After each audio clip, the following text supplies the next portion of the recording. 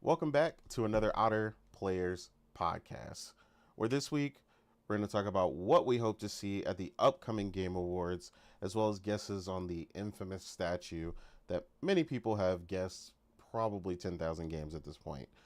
Warner Bros. Being bought out by Netflix and what that means for the future of these studios, as well as the IPs, the RAM shortages, among many other issues going on in the PC and hardware space, and what that means for the future of gaming, both short term and long term, and will it affect consoles?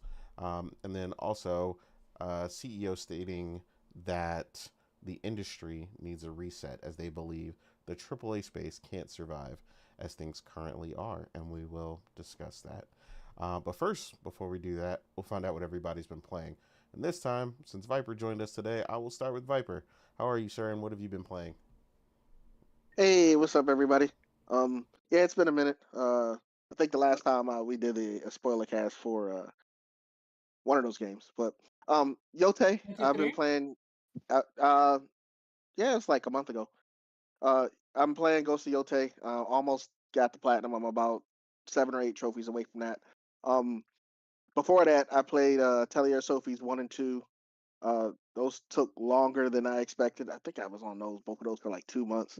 And before that, I got turned off by Uncharted. But just Yote for right now. Don't know what I'm playing next yet. Although I was reminded by Omar of what was that game again? The one that we've had an issue with. Which game? Not Lost Soul aside, Lost Soul yeah. Aside, yeah. So yeah, I have an extenuous backlog. So Lost Soul Aside or Demon School, I don't know which one's next, but that's all I'm playing for right now is Yote. I usually play one game at a time, so I don't have a conglomerate of games that I play at the same time. So that's it for me. Hey, all good. Nothing wrong with that. Like you said, either way, plenty to play, plenty to decide on when you get ready for your next game. Um, and Weeb, how are you, sir, and what have you been playing? I'm good. I'm good. Fun other fact: there used to be others the size of lions who beat the shit out of saber-tooth tigers. If you want to know more, watch Prehistoric Planet. Um, what I've been playing? I've been playing on and off Visions of Mana.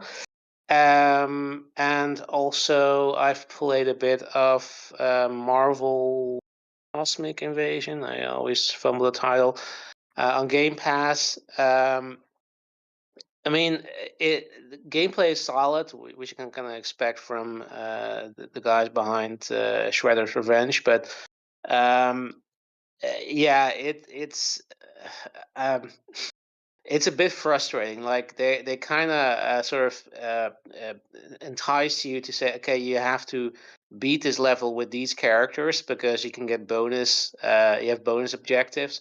Mm, Um, but you know the problem is that every character levels on their own, so you don't share levels. So that means like if you do so, then all your characters will basically be on the level.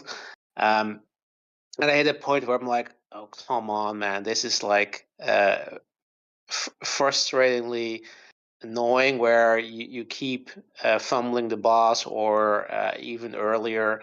Like, yeah, I mean, it looks great, fully voice acted. It definitely, true to the characters. But yeah, I don't think I'm gonna continue this because it's yeah. I mean, it's just wasting my time.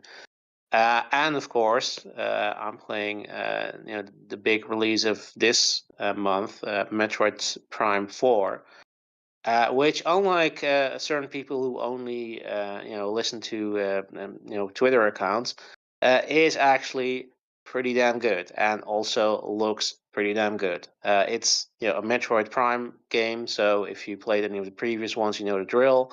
It's a first-person Metroidvania game, with puzzle solving, with obviously shooting, and yeah, I mean, it's so far, I mean, I'm pretty early in, but so far it's a welcome return to the series. I mean, it did meander a bit. It tried to be kind of like Halo in the third entry, which it didn't really work. The first one is probably still going to be the best, but yeah, this one is a great return to form. It looks great, surprisingly for a Switch title. Plays great. I mean, I'm playing on the Switch too, so you immediately have the option play 4K 60 or 1080p on 120. So definitely worthwhile to upgrade to the Switch 2 version instead of the Switch 1 version. Um, yeah, I mean, it's yeah. If like I said, if you played any of the previous games, you know what to expect. It's yeah, there's some pretty interesting puzzles. You can scan everything. Yeah, you have definitely the feeling of sort of exploring. Um, yeah, like it's not you're not entirely alone, but it's sort of the idea of you being isolated in an alien environment and everything's trying to kill you. Um, uh, and there is some speaking side characters, but they're not as annoying as some of the early impressions have led me to believe. And they usually leave you alone. They're just hang around in their hub area, and you're just continue exploring. And they occasionally pop up telling you then your next objective, and that's about it. So and plus, I have to give them credit for the sound design. It's absolutely amazing. Like some of the sound effects, like when you morph into the ball in the morph ball form, and just how it sounds, like how when the ball hits the floor and just moves around.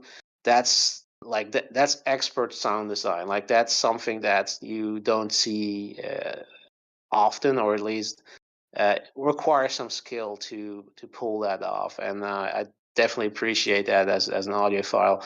So yeah, absolutely stellar so far. Definitely. I mean, I don't think it's too late for the Game of the Year awards, but probably. I mean, so far what I've been played, it's definitely up there. In some category, because it certainly so far living up to expectation. And I definitely think it probably would rate higher to me than at 80. That I don't know what the current average is, but that was the last time I checked the Metacritic score. Um, so yeah, I mean, I'll probably be busy with this for the next week and maybe next 2 weeks, playing this game to death, because yeah, it's my jam. So yeah, that's what I've been playing. Cool. All right. Uh, Morgan, how are you, ma'am, and what have you been playing? Yeah, I'm good. So for me, I've been kind of all over the place, but that's usually how I get when I'm anticipating a game. I kind of just like go through the backlog or just kind of go through, games to bide my time until the game I actually want to play comes out. Understandable. I played, yeah, I played a little bit of Wander Stop. Really cool indie. Um, the kind of indie where it's like a sim situation where you're in charge of a tea shop and you gotta grow the tea leaves and get the ingredients and make the tea for the customer in the specific way that they want it. All that behind like a story about a character who's coming to terms with who she is essentially. It's really good so far. Kind of upset that I started this before I started Octopath because it's actually really good. So I'm gonna have to go back and finish it. But yeah, right now, the game of the year, Octopath Traveler 0, just dropped. So that's got my complete 100% focus. I'm about 7 hours in right now. Um, Not far as I want to be. Because when it dropped, like, It dropped like on a Wednesday or a Thursday, something like that. And it was like the middle of the week. And this week for work was really busy. So like I would just get home and pass out. Like I didn't even have energy to get on. But today, I woke up early and got on it. It's been playing like the entire time. Like I really didn't want to get off, but had to get on the podcast. So but I was like playing up until the podcast. It's just so good. It's definitely a lot, different than Octopath Traveler 2. The biggest difference being that now you kind of have like a home hub area. The village that you start off in, your home village, essentially, I mean, this isn't a spoiler, it's told in the trailers, but it essentially gets burned down. Your friends and family, a lot of them killed. So you're essentially on a path of, I guess, quote unquote, vengeance, to try to get these, the characters that, put together the plan to burn your village down, and you'll find out why they did it. But yeah, so you're essentially building the village back up. You're building it from the ashes, starting over, making new buildings, making new taverns, and farming and things like that. And it's really cool because it doesn't feel like a burden.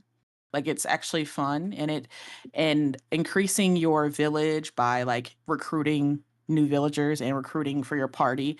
It increases your experience and the power that you have. So you'll want to actually build up the base hub village.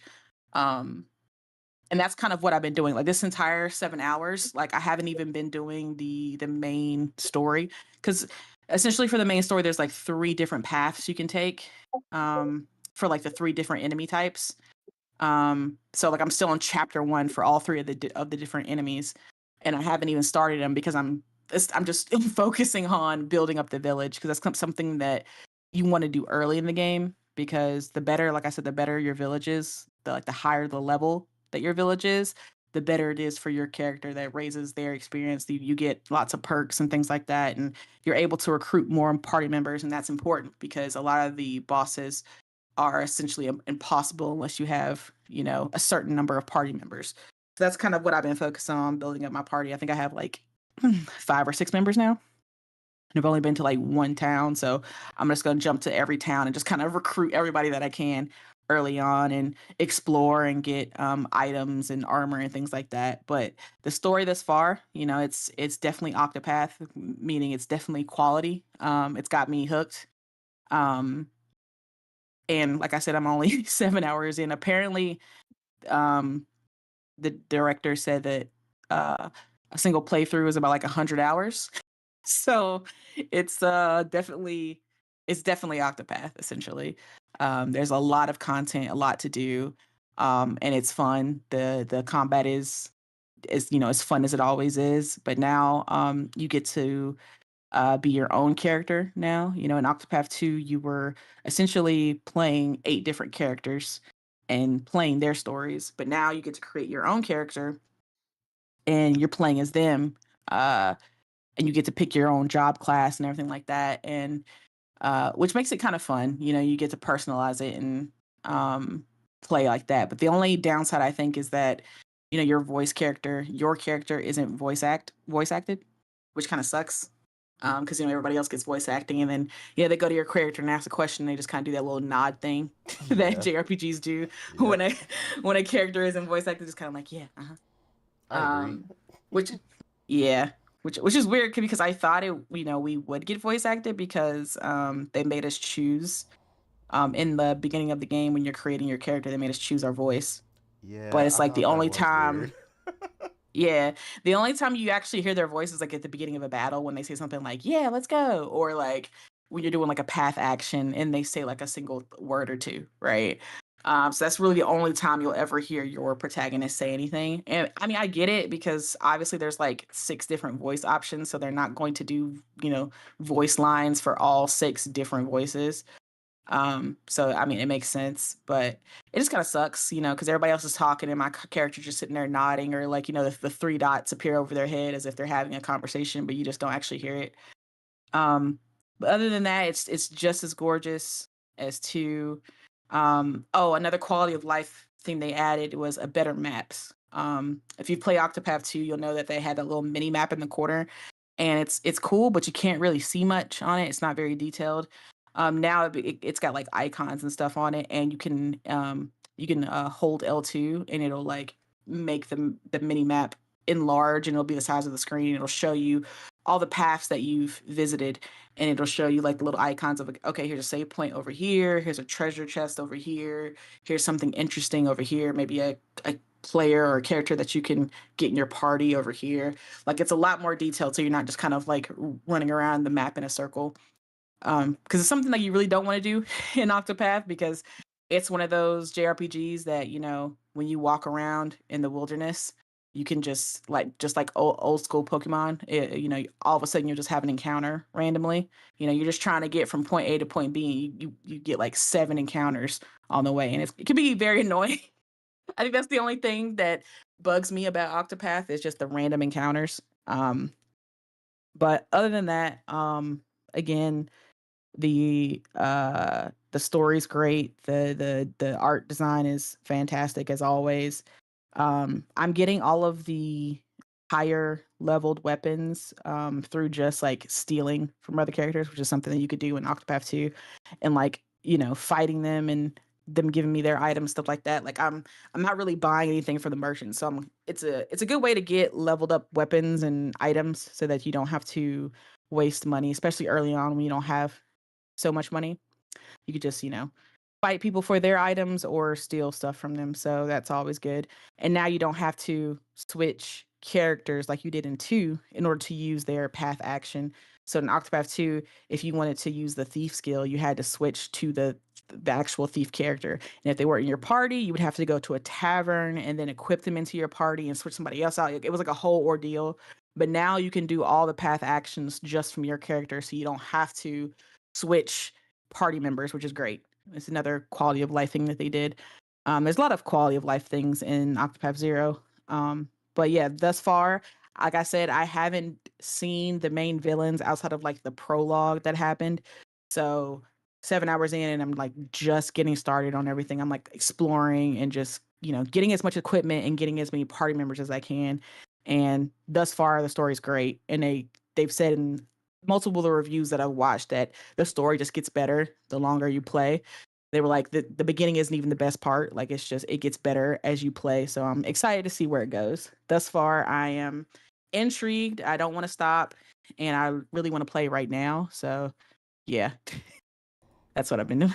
I know when you step away from the game to get to the podcast, you be fiending. Exactly. I know how that go. Omar, what have you been playing, sir? Me? Okay, so I finally finished Dying Light. It's done. It's over. Sound like you were in like an internment camp playing this game. It's basically. I can't say anything about it because it's old school. It's an old game, so I'm pretty sure every complaint I have about it is gonna be fixed with 2. Because this was the I doubt it introduction. because you don't really play this type of games. So I'm pretty sure you're still gonna complain about everything in the next game.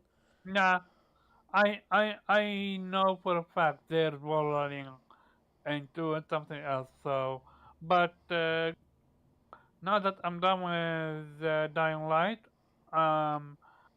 mid Dying Light, because my controller stopped working, I started your game, Monster Are Coming.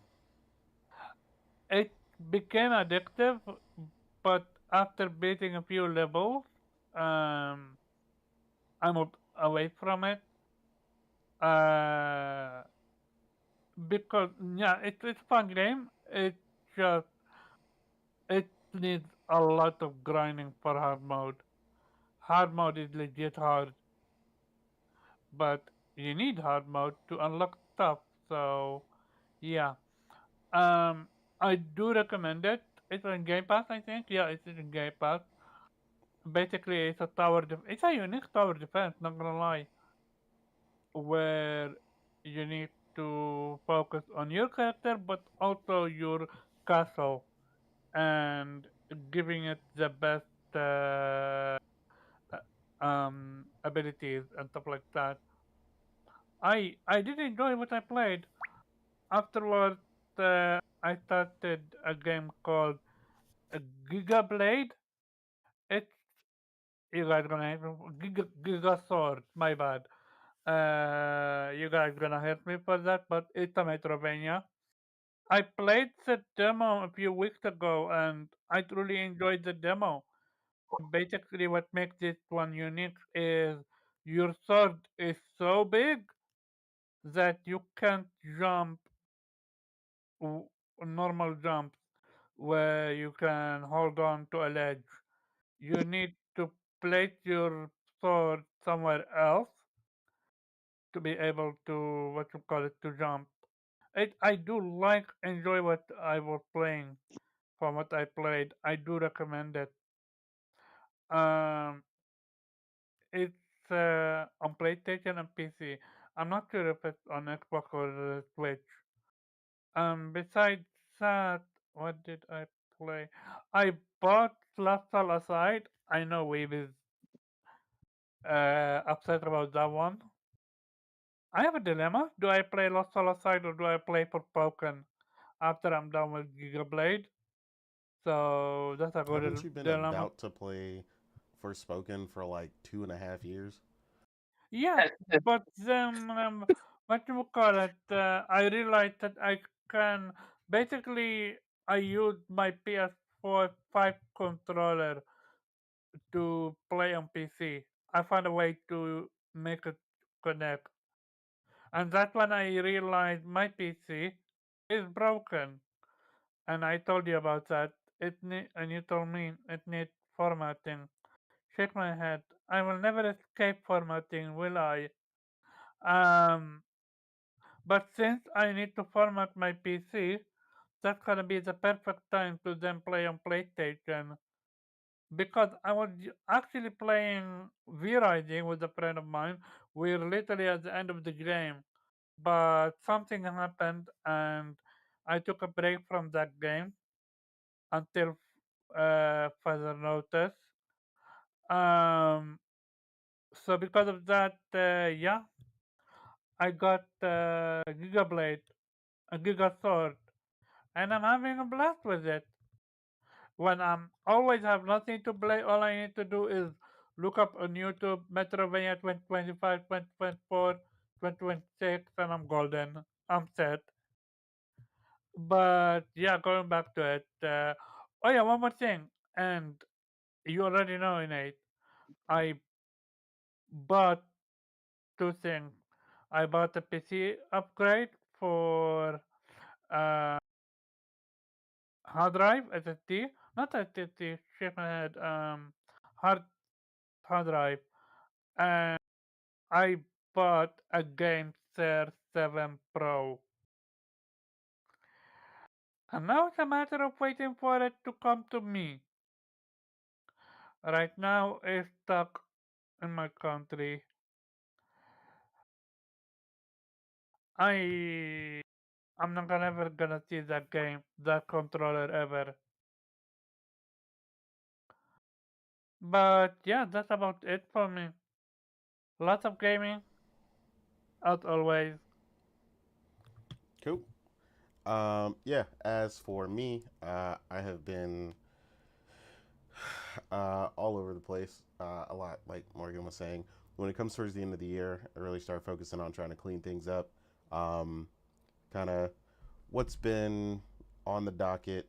Um, is right now, I have gotten back to playing Mega Man Battle Network Legacy Collection 1, which I mentioned. I'm still making my way through Demon School. Again, that game is pretty technical in the way that you play. It's not a traditional SRPG. Um, it's more puzzle-like in the way that you dispatch enemies. But when you get it just right, it is really satisfying in the combos and the way everything kind of clicks. Then, of course, I started Octopath Traveler 0. Just ready for that. Like I said, since day one. So I'm excited to get further into that. While like Morgan was saying, I'm not very far in it because again, like she was saying, when it came out this week, I've been teaching uh, some new staff at work. So I've been fully focused while I'm working and a lot more draining, making sure I'm going through every step and everything at work. So I've been doing the same thing, like getting off work and then just basically eat something and then probably falling asleep. So I'm really only getting into this stuff just now. And then in between all that, the easier thing to do is kind of play Monsters Are Coming, Rock and Road. So I did finish it. I beat everything. I got the 1,000-point score or whatever. I always hate saying that. It sounds so corny. Platinum is just so much better. Like saying I 1,000-pointed it is so stupid. But yeah, I got all the achievements for Damn, you're Rock and Road. hardcore. Yeah, I really enjoyed that game. Like I said, when I say I love certain games, I mean that. Like I love a good tower defense game. You went, huh? Well, you never bought? No, I was fine the whole time. I had a blast playing the game. So It's a fun game, but at some point where you realize you're not making that much progress, you feel disheartened. At least that's how I felt. yeah, Something that I don't know I what to tell never you. felt was Returnal, which is interesting. Yeah, I mean, I didn't have any real roadblocks, so I don't know. We just played differently and unlocked different towers. So I didn't really have any issues. I was running through the game like cornflakes, so no issues for me. Were you having an issue with some bosses? No, Okay. Some bosses glitched on me. yeah, I had no issues, so I don't know.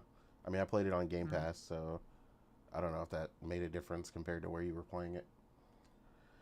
Gotcha. But yeah, I'm sure there's something else that I've been playing. I never really mentioned Fortnite because I'm like always playing that. It's like always in the background. I really just do my dailies, which takes like 12 to 15 minutes. Um, but yeah, again, shout out to Fortnite for being one of the top for a reason.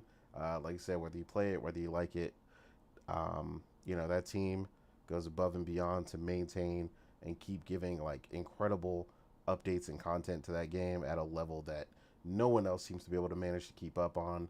Um, and then Killing Floor 3 came to PlayStation Plus. I mean, I already had it, but it did come to PlayStation Plus, and they had a major update, another one right after their last one from last month. So the team seems like they're finally getting their bearings and managing to get some of these important updates out. So I'm excited to see what else they do.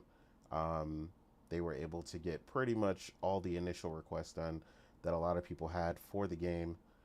So yeah, I'm thoroughly enjoying that update when I can find the time in between all this other stuff.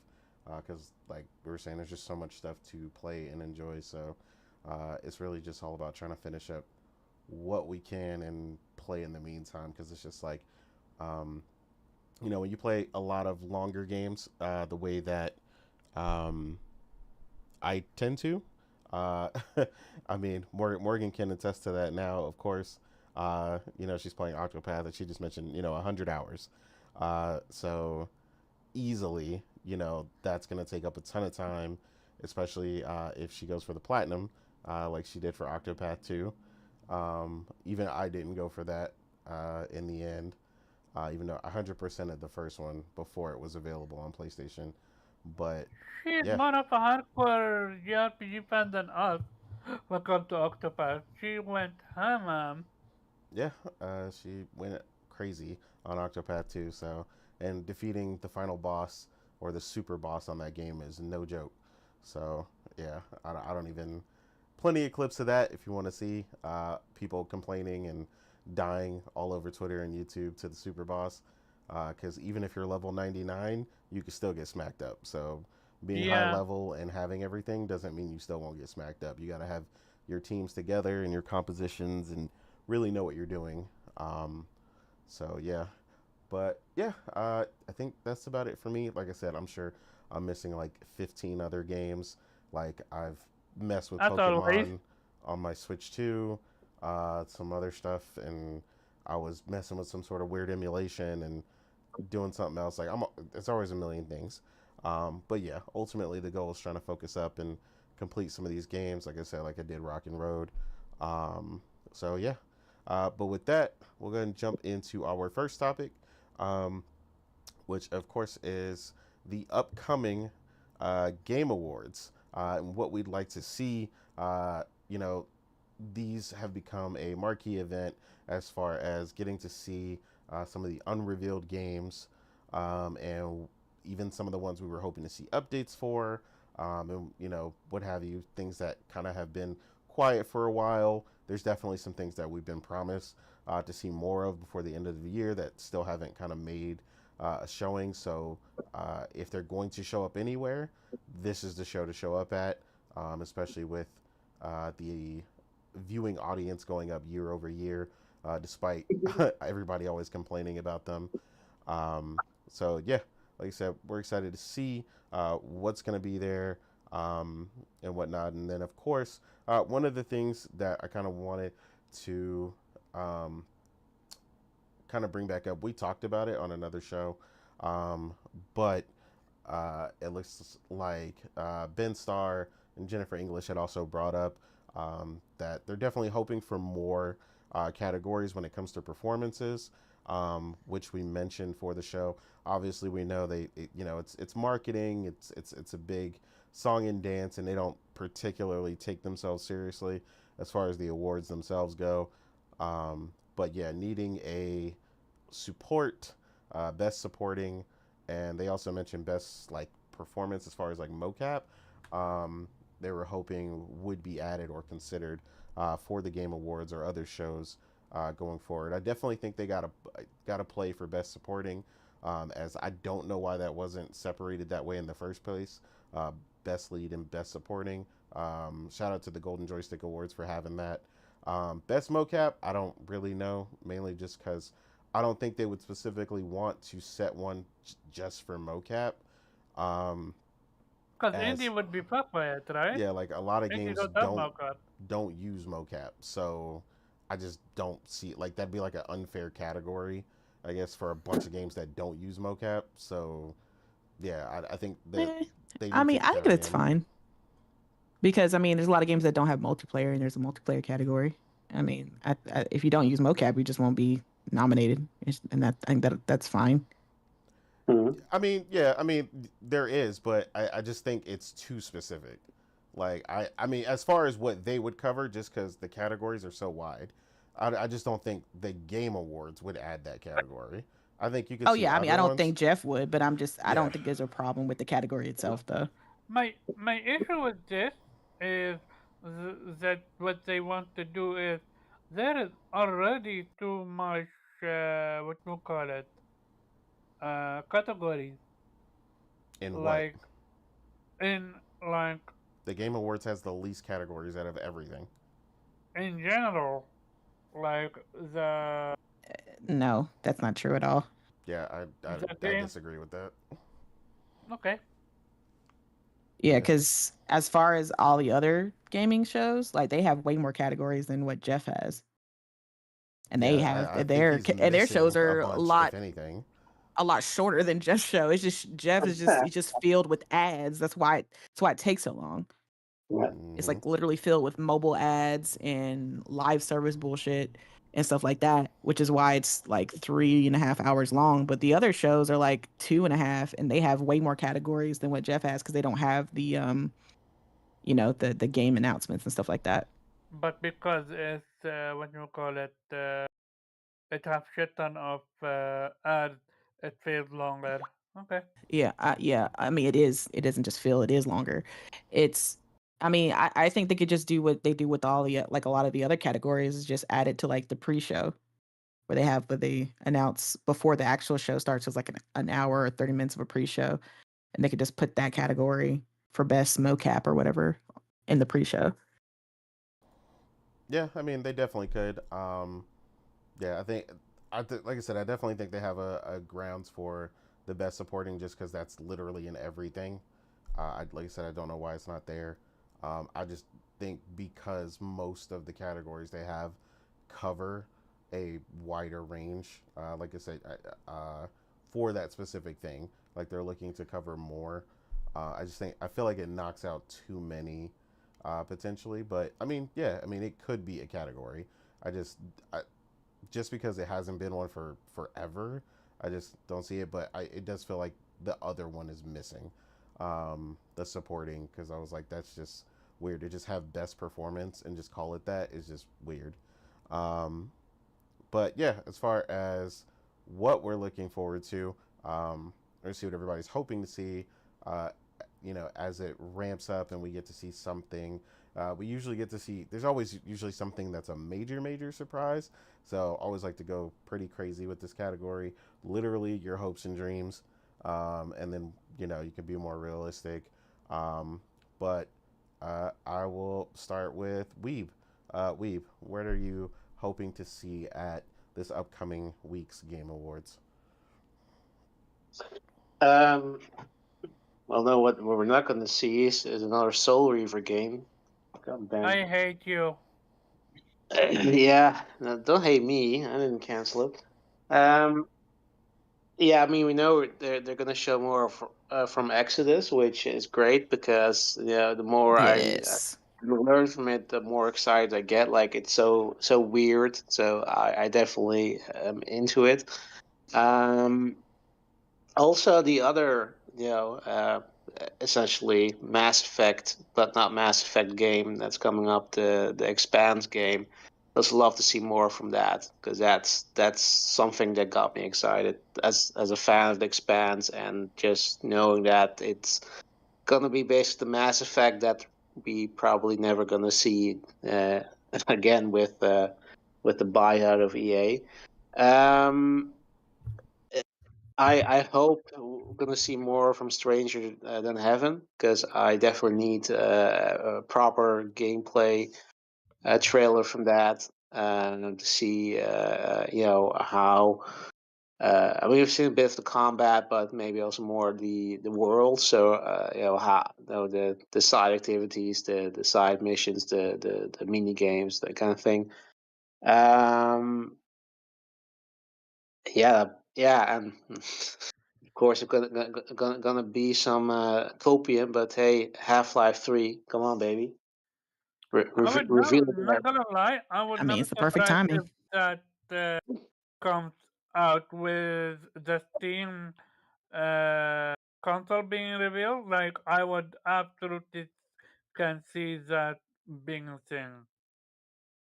I mean, if they're gonna announce that like that, that's gonna be the perfect way to sell, that piece of hardware, because everybody's gonna. I mean, you don't even need it, but for the play it, but everybody and their mom's gonna want to play Half-Life 3. So yeah, it's I been have like 1 and 2 on Steam for free, so if 3 comes out, I will absolutely take my time and play these two. Cause I heard they are great when it comes to physics by itself. yes, they're great. You haven't played them, Omar? Jesus Christ, Omar. We No, need to have a talk about this. I never had access to. I will Sir, you explain got to stop later. saying that because you've had a PC for over a year now. You can't keep using that Yeah, but excuse like I never had access. I had no idea Half-Life existed before. Ah, How long have you that's known weird. Half-Life existed, Omar? You didn't just learn Mm, today. When I started hearing what you call it, rumors, not rumors, the meme about Half-Life 3. Good. Well, But back then I was allergic to FPS. That's why. uh-huh, uh-huh. Sure you were, Omar. The Jesus the Christ. the FPS that removed my allergy was Titanfall 2, which is I love Titanfall 2. That game is so fucking old, and you haven't played Half-Life 2. Oh, come on. What I'm gonna do with you, Omar? I'm gonna do with you. Um, yeah. So yeah, then definitely hope we're gonna get Half-Life 3. Because yeah, shit's gonna be crazy. It's been that. I mean, you can literally make a meme like it's been 80 years or something. Half-Life 2 ended with a fucking cliffhanger. Pretty much. Um, yeah. What else? Yeah, very, very much copium, but Dragon Quest 12. Finally they're gonna get over their asses and actually, and drop a trailer for that game. I agree with you on that one. It's way past time for that. Which one? Dragon Quest 12. Oh. Oh, don't sound so exciting. No, my bad. Yeah, and I mean, Omar's gonna like that. I want to see more from the next Darksiders. 5, yeah. I don't. Yeah, that's a copium. Another copium. I mean, hey, They it's just wishful revealed thinking here, Omar. It's a safe space. Hey, We I mean, can yeah, I wish. did say Yeah. go as crazy as you want. So yeah. Yeah. Yeah, I think that's it. Cool. Sounds good. Viper, anything you are hoping to see at this year's Game Awards?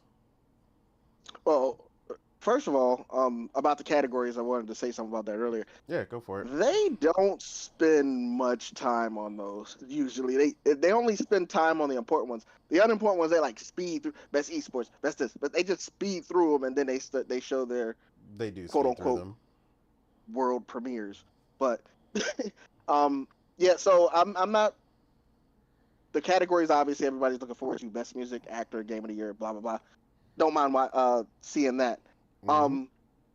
The thing that I don't like about the show, and I want to get this out the way. I'll watch it, Yeah. but it's the more important ones like game of the year, best music.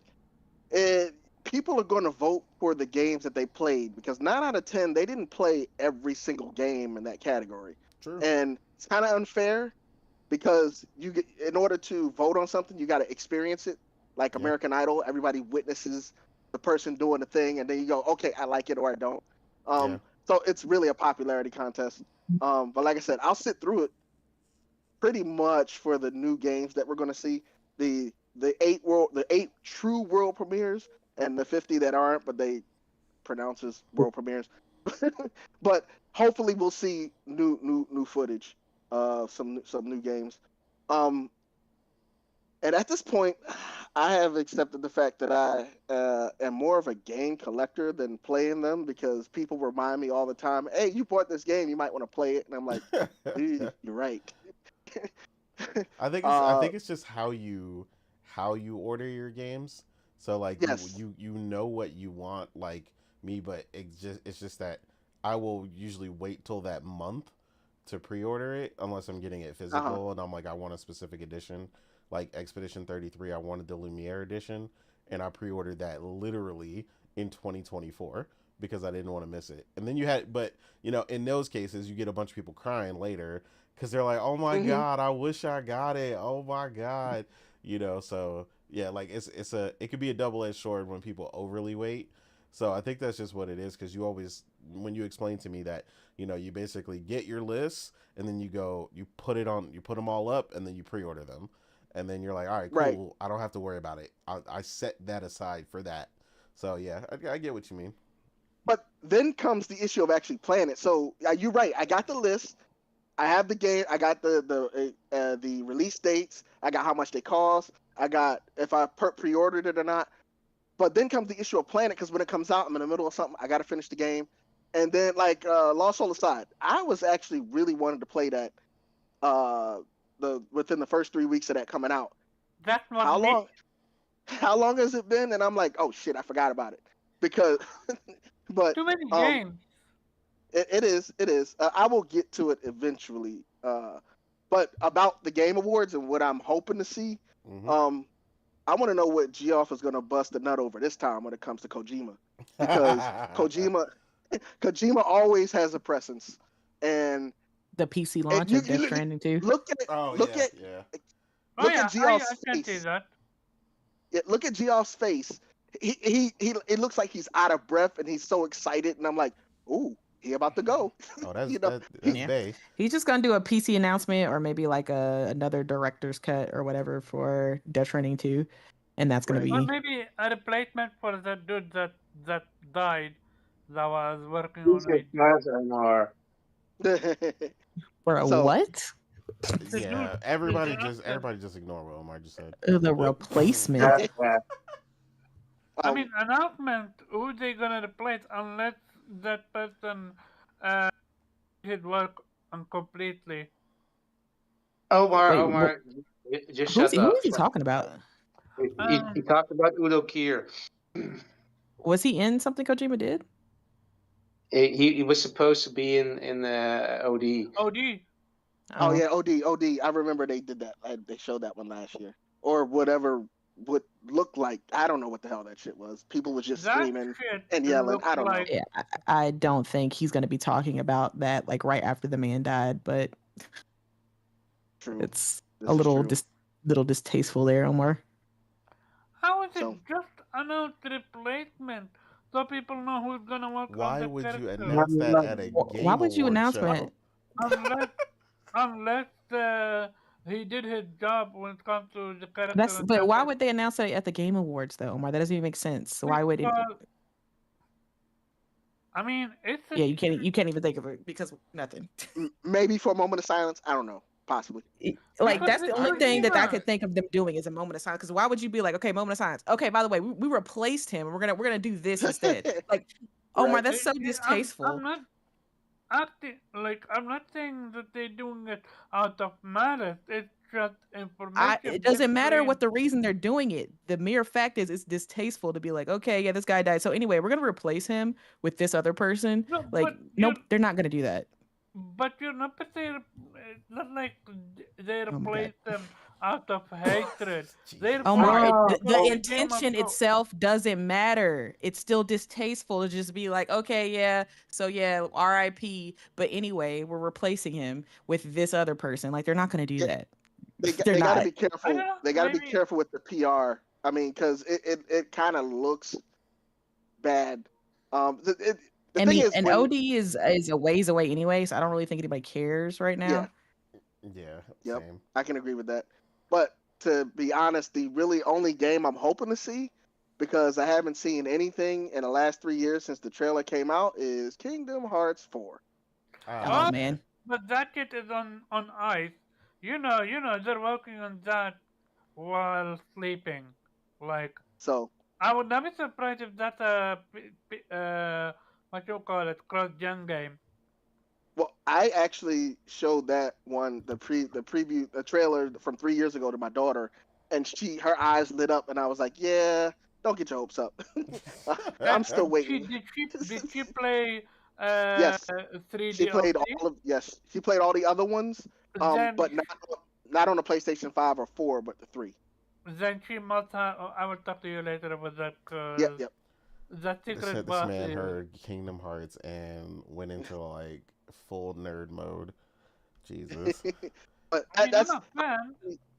that is the only game I want to see more of, because I got way too many other games that I've already purchased and not played to worry about.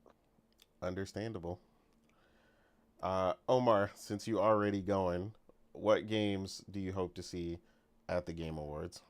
Okay, I'm gonna go the rumor route, and basically we've been hearing rumor about Venom game. We've been Okay. hearing a rumor about what you call it. That shit is dead, Omar. That shit is dead. See? Let me not forget the dude. You have Venom. You have also game apparently for Atreus, a standalone Atreus game at work, rumored to be. So I'm waiting on that. Another thing is we've talked about it, Darksiders. It's tough. I don't think it's gonna happen, but hey, American dream. Another thing is will they finally showcase us what the new Tomb Raider is going to be? Like, it's time. I know Is it? Tencent, I know bullshit is happening and everything in between, but like, show me what the new Tomb Raider is. We keep hearing so much about it. Apparently, this one's gonna be a reboot, or rather, not a reboot. I forgot what's called. Reintroduction or something. Some word choice. So I'm curious how they're gonna do that when they literally did it with Rise of the first Tomb Raider after they rebooted it. So I don't know. It's frustrating. Other than that, dude, th- the the statue. What is it going to be? Will it going to be the fucking Lost Lost for the Fallen 2? I forgot if I'm saying it Kingdoms of right, the but Fallen 2? Lord of the Fallen, Lord of the Fallen. I Oh. played the first one. It's an okay game. So Isn't 2 already out? maybe a DLC for it then, but it wouldn't be hype like that though. No, But of course it would be hard like Yeah, that. Lords of the Fallen been like, it's so weird because they had the first one and then they just named the next one Lords of the Fallen, which is just weird. So technically, what you're saying is correct, Weeb. okay, so it if that's the case, then it came and went, and I didn't see a lot of people talk about. I saw people talk. I think it's the one that you go to a different realm. I think, but yeah, I am just hoping it's gonna be the new Barlock, Cory Barlock game, or the rumored Star Wars game. I mean, the Cory Barlog game is a strong possibility considering it's not a sci-fi game as previously rumored. I mean, Corey did come out and say that if I'm talking about the statue, I don't know, but he did come out and say that the statue is not God of War related. Yeah, okay, not God of but War he related, did. okay, other IP. Um, so maybe Star Wars. I'm Everybody's speculating that shit about to be some live service gotcha bullshit. Oh, Probably. don't jinx it, Morgan. Don't. I mean, it's Jeff. Like, he literally hypes up the stupidest shit. I mean, that is accurate. I think He'd be like, "Oh man, I'm so excited about this one," and it's just like some fucking phone game. And it's like, what the fuck? Yeah. He's legit. Like, if he gets practically- paid enough, he'll hype anything. So, I mean, I think people should just go. I mean, it could be great. It could be something fantastic. But I think people should just go in with low expectations. Because if that thing gets revealed and it's just like Diablo DLC or some kind of mobile game, then everybody's just going to be mad. Like, just go in with low expectations. All that effort for some Diablo DLC? Jesus. Bruh, look, listen, Activision, they'll pull out a bag just for Jeff to hype up some bullshit. But Like, yeah, didn't Jason Schreier say it wasn't Diablo? Yeah, I think he did say it wasn't Diablo. So yeah, other than that, I'm just hoping for a great show. Not too many microtransaction live service bullshit. But yeah, that's about it. Well, you about to be disappointed. Yeah, I know. Oh, one other thing. I know it's a tall order Okami to show something from Okami 2. I mean, that's possible. I don't think so because from what they said that the game is long away from anything. So we will see. But I do wish something from Okami too. Cool. Morgan, what are you hoping to see at this year's show, ma'am? Honestly, anything PlayStation related. But let me put a asterisk on that. I mean, PlayStation single player games, because, you know, if they come out with that motherfucking bullshit from Jade Raymond, I'm just gonna be like, ugh. Anyway, or that nonsense that leaked for London Studios they were talking about. Okay, well, that wasn't from London Studios. It was just from the people who used to work there. That's their new studio. So it's not a, it's not a PlayStation game. Thank It's God, just, they Lord, worded that. terrible. they worded that way to be clickbaity, but it's not it's like the former London studio devs, and they're in a new studio. They're making this bullshit ass game. That's probably why that shit got shut down, because that shit looks like bullshit. Yeah, it looks terrible. No offense, but it looks like crap. But yeah, I can see them showing off this whatever this new game is that they're partnered with Bad Robot or whatever. Left 4 Dead, right? Yeah. This new co-op game that they're making with them. I could see that. But yeah, I would prefer maybe some more look at, you know, Intergalactic or something like that, but I doubt it. What else? I really want to see some Judas gameplay. And I really like I've been waiting patiently for Judas, and I want a release date, because that's what we really haven't gotten. Like we keep getting these little small incremental updates, but we never get an actual release window or date. So I would really appreciate that, because that's one I've been looking forward to.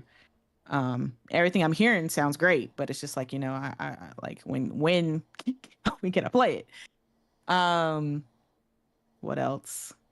I don't know. I just want the world premiere just to not piss me off this year. I feel that. You know, just not be like a fundamental waste of my time. Because this is like, you know, his show's like 3.5 hours long, and sometimes it feels longer, and sometimes it's just like, damn, bro, you could just send an email for that shit. But I get it. If you got the money, and this is honestly one of the biggest events, like, of the year, right? Regardless of, you know, category, movie, television, whatever, right? Like, this shit be beating at the Super Bowl sometimes. So it's like, it's the perfect time, because you got all eyes on you from gamers around the world. So, you know, if you got the bread, I would also, you know, put my game on here. But just sometimes I'm just like, God, like, I really don't want to see another little Plants versus Zombies ad in this shit. Also, you know what I also don't want to see?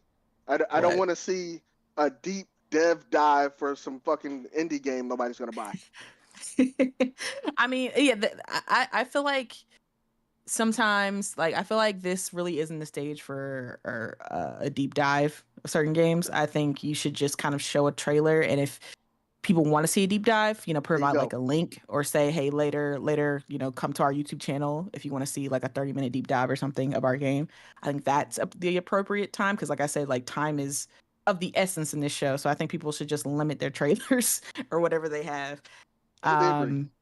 Yeah, because people sometimes they be up there and I'll be like, damn, okay, oh well, I guess this is the designated bathroom break time, because I'm about to definitely go do that.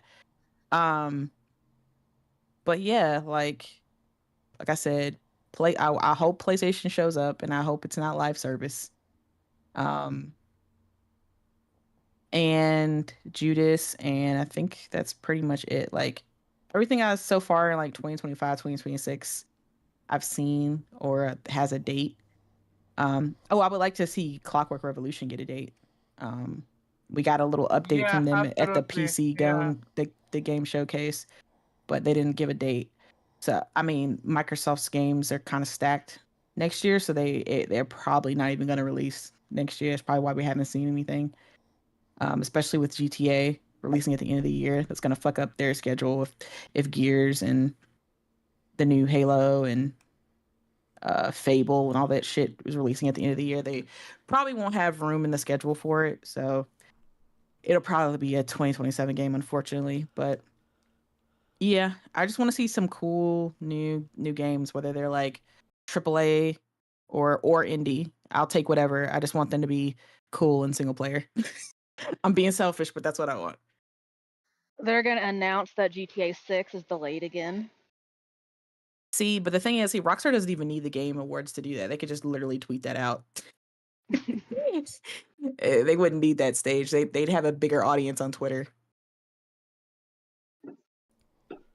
Yeah, that is true.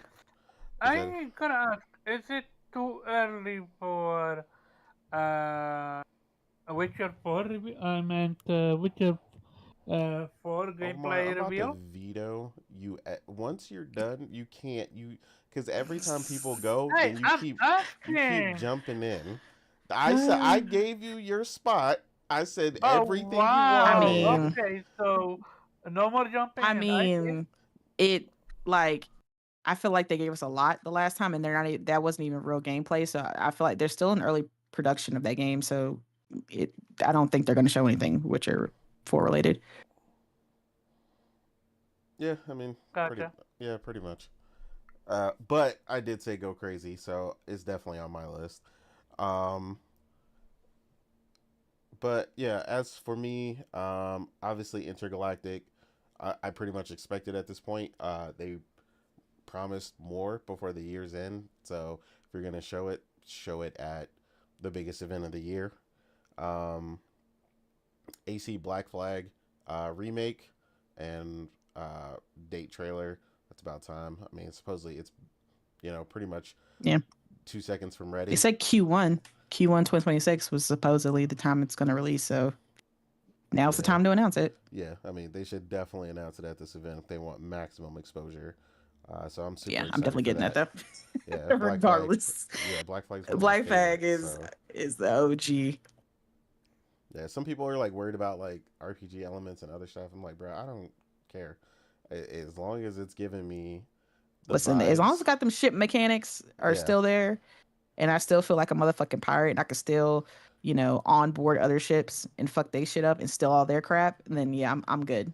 Because that's really all I did. Like I got on that ship and I just sailed the 7 seas, and I killed everybody in sight, boarded their ship, and took all their crap. Like that was that's what I did. Absolutely. Yeah. So like I said, that's definitely up there. I agree with Weeb. We said Dragon Quest 12. Yeah, I don't know what the hell Square is doing these days, but they need to get they don't know what the hell they're doing together. Yeah, like they need to focus. Also, Final Fantasy 17. Yeah, let's leave behind that trash that was 16 and actually do something good for once. And yeah, Square, you hear him? He wants more mini games. Nah. They could save that for everybody's, all the beloved Final Fantasy 7 fans, and let them enjoy that on their last game. My bad. More action RPG elements. You're right. Sorry. Nah. Let's see what they learn. See if they actually learn something. I ain't jinxing nothing. They already on it. They're like, oh man, everybody loved that in 16, guys. Let's double down. God. Yeah, let me count the ways. I'm just gonna be obnoxious if they reveal some trash like that again. Like, I'm so done with them. Cory Barlog's game, of course. A release date trailer for Threads of Time. The JRPG looking indie title that looks amazing. Like you said earlier, Witcher 4, Cyberpunk 2078 reveal trailer, Persona 6, because I'm sick and tired of Sega and Atlas holding that game hostage. They don't know what time it is.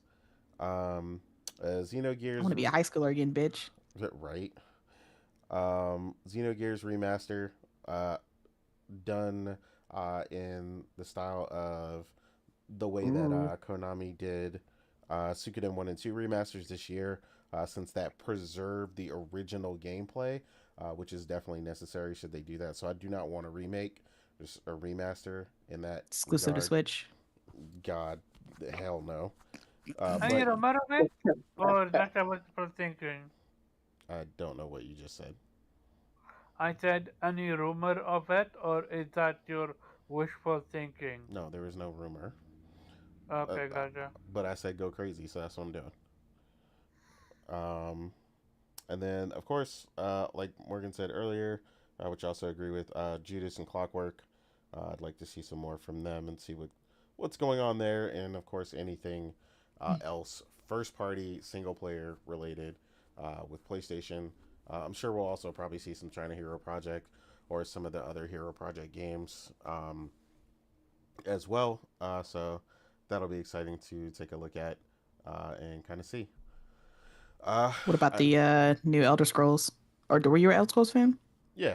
I mean, I'm excited, but to me, as crazy as some of those things I just said are, I just don't. I literally don't 100% don't even expect it, so I didn't say it because Yeah. I it's mean, the so way far. Todd's like back, Yeah, he keeps backtracking on it.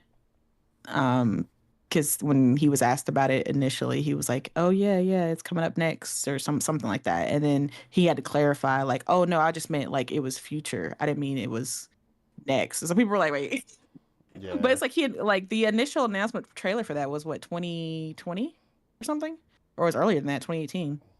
So it's like it's been years. So yeah, I feel like it should be around the corner, but then again, this is Bethesda, so yeah. I just You feel don't like think that's a next they're gonna gen line game? it up for the next gen. Like yeah, Yeah, that's I I can see think that's that. a next gen game. yeah. Like they always have performance issues on top of that, and then this is also supposed to be a new engine, as well. So like just the combination of things and where it's lining up, I think it is going to be lining up for next gen, especially if If they fix Xbox the goes performance, earlier. I will. Then that'll be okay. If it's a next gen only game, but it launches in a you know not in a Bugfest way, Yeah, then hey, kudos to them.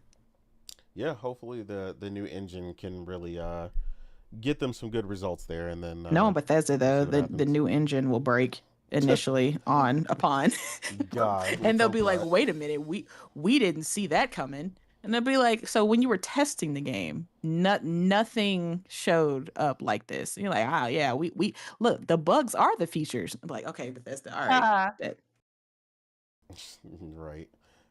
Kay, saw you jumped in. I don't know if you're working or whatnot, but were you anticipating anything being shown at the event? I don't know. Like, I'm just gonna say things that I would love to see, but I don't expect to see at all. Yeah. I would hope one day that they would make a sequel to Sackboy's Big Adventure. Oh, you had me I with know this they one. they got they got bought up. I know, You so had me with this one. I actually got the plot for this Omar, one. I'm going to mute you. Jesus, Fuck bruh. you. Like, no, I'm literally going to mute you for the rest of the show if you do not stop not the rest. interjecting. Like, Oh, I got to get through these damn topics. Damn. Like, Kay, continue, please. yeah. So a sequel to Sackboy's Big Adventure. Bloodborne 2, and um, oh man. let's see. It's been over 3 years since Horizon Forbidden West came out. True. So So a little Guerrilla yeah, Games action. I need to see even like it would be nice to even see like a little teaser or something. To be like, hey, yeah, we're working Teaser that on it. multiplayer. Yeah. Oh Oh yeah, God. yeah. Go ahead, Yep. Omar. I know you want to say something. No, nothing. Yeah, I did forget about the multiplayer, so Yeah, we definitely getting that first. uh, you reminded me. God, please don't let it look like that leaked footage, because Jesus. Oh no, it's gonna look just like Fortnite. Oh God. PC and mobile are gonna get Yeah. the nice looking one, and we're gonna get the Fortniteification one. Hell yeah! Oh man. And they're gonna look at us. I thought y'all liked Fortnite. What? Yeah, I guess I'm gonna have to play on PC so I can play the nice one. Oh man. What else you got? Anything else, Kay?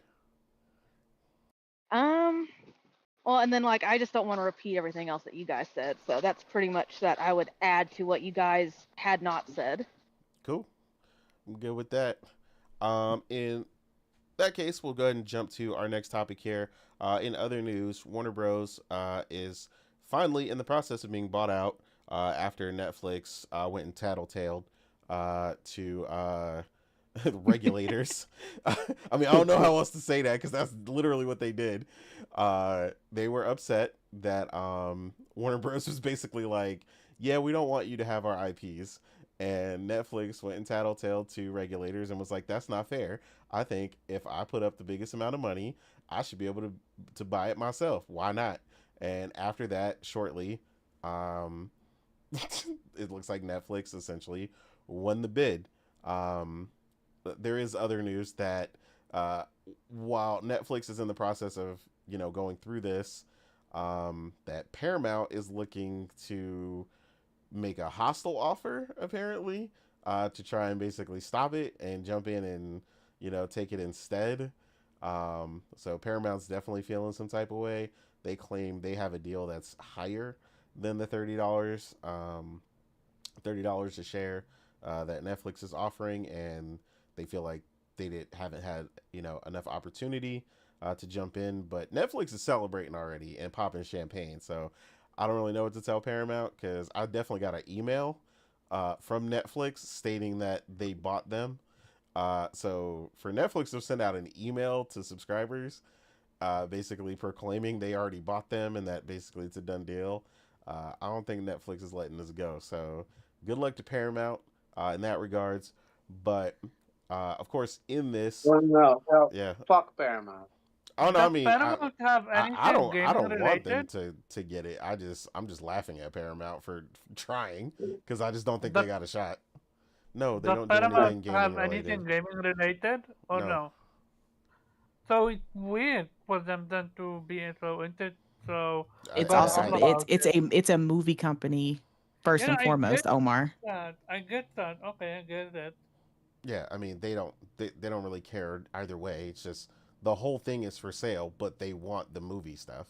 I mean, you're talking about Mm. some of the biggest movie franchises in Yeah, history. like WB, they ain't really making money off of the gaming section, so that's like like a mute point at this point. They want the big money making titles like the DC and all that shit.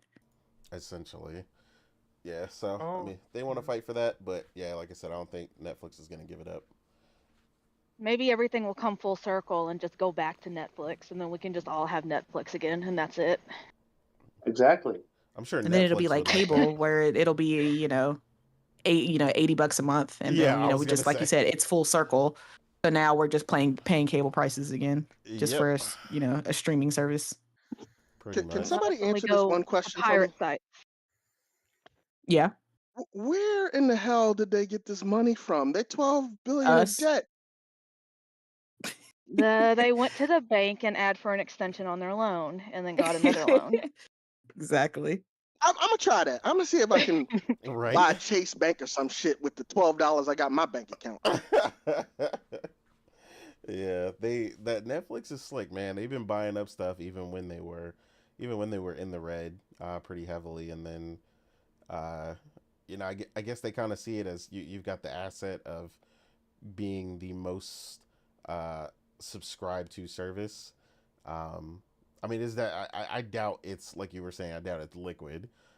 As far as like we understand, they're not liquid in that regard. So, yeah, I don't know where they got all this dough, because apparently this bill is like estimated like $75 billion or something crazy. So, yeah, I don't know where they scrounged that up from. But yeah, I mean, as far as everything else goes, it looks like at least they plan to keep most of pretty much whatever active projects are kind of intact and going. Not They don't want to mess with the things that are already going that look like a sure thing. Um, my concern, of course, with this was, all right, well, what's going to happen with all the studios and all the talent behind a lot of the gaming stuff? Of course, they already acknowledged working on Hogwarts Legacy 2. After yeah. the CEO tried to fight it, and he made those ridiculous comments about basically single player gaming being volatile. And then while they launched 2 multiplayer games that fell flat on their face, then he changed his entire tune because nothing else has made more money for them than a single player story driven RPG, which was Hogwarts Legacy. So irony there. But yeah, I'll go to you first, Morgan. What do you think about this whole thing? What are you kind of hoping to see out of it? And like I know you mentioned our most loved game mechanic, the Nemesis system. So I know you're hoping to see something good come out of this. Yeah, I mean, the question is this going to go through? I mean, there's a lot That's of true. um a lot of hoops that Netflix is going to have to go through, similar to what Microsoft had to go through when they were acquiring Activision. Because you have to think about this is the number one subscriber, Netflix buying the number 3 competitor. So these are 2 huge conglomerates that are merging, and this has no choice but to force regulators to look at this shit with a magnifying glass and go through and comb through this shit for months, if not like a year. So like I said, similar to what went through with Activision. So like the FTC, everybody's going to be going through this. There's going to be a bunch of trials about this shit. It's going to be interesting because this is going to push, if this goes through, this will push Netflix to like surpass, like they were, like I said, they're already number 1, but this will like insurmountably shoot them up in terms of subscriber count and overall consolidation of the subscriber market. Like it's going to be insane because like they will essentially now own will have all of HBO subscribers pushed in with theirs. It makes me curious if they're going to do something similar to what Disney is doing, where they're essentially trying to get rid of when they bought Hulu, they're going to essentially, I guess, get rid of the Hulu app, and you're just going to have to subscribe to Disney to access Hulu or whatever. And I think that's supposed to be coming next year when they said they were going to do that, which made me roll my eyes because I definitely like the Hulu app a lot more than I like the Disney app. So I'm just like, fuck. But yeah, that was another big merger that happened. So now here's Netflix just swallowing all of HBO, and which makes me wonder like what the hell is going to happen with the big theatrical releases that HBO, or not HBO, but WB does, like with the Batman Part 2, something I'm looking forward to. Netflix said that they're not going to, hinder these type of theatrical releases or whatever. They said they're not going to put them on Netflix, at least not right away. But I'm like worried. I'm like, I don't know. Y'all also said that, love is sharing a password, and then y'all shut that shit down immediately. Like y'all say a lot of shit. Okay. So I'm like, I want this shit in IMAX. I want it in the theaters. I don't want, like, yes, obviously as a Netflix subscriber, it's a benefit to me because I'll have it in my home, but I want to experience it in the theater. Like there's really nothing compared to like, going out and watching it on a huge theater screen. That's what I want.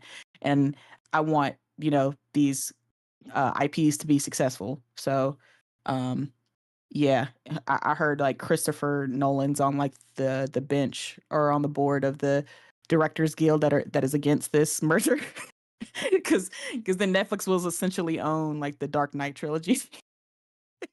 He's like, hell fucking no.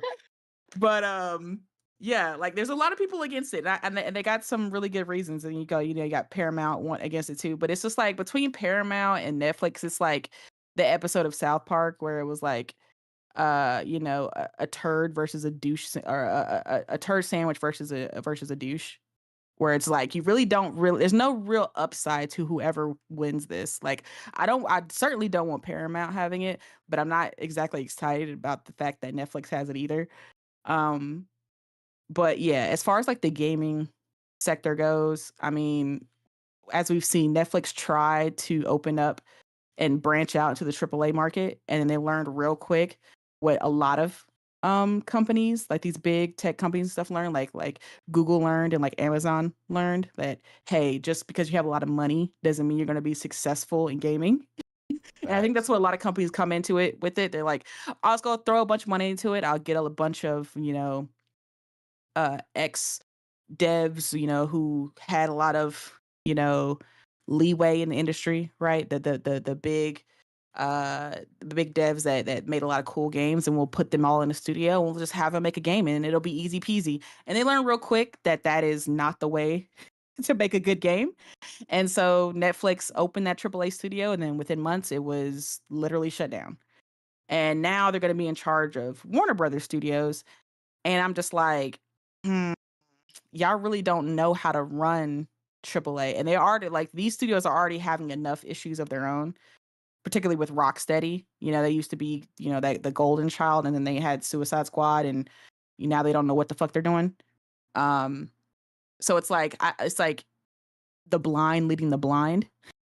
So I'm like, I don't really know if anything good is going to come out of Netflix now owning that. Like, I don't see them doing anything with the studio that made Hogwarts Legacy, because Hogwarts Legacy made a whole bunch of money, right? It was like the #1 game that came out. It even beat Call of Duty when it came out in 2022.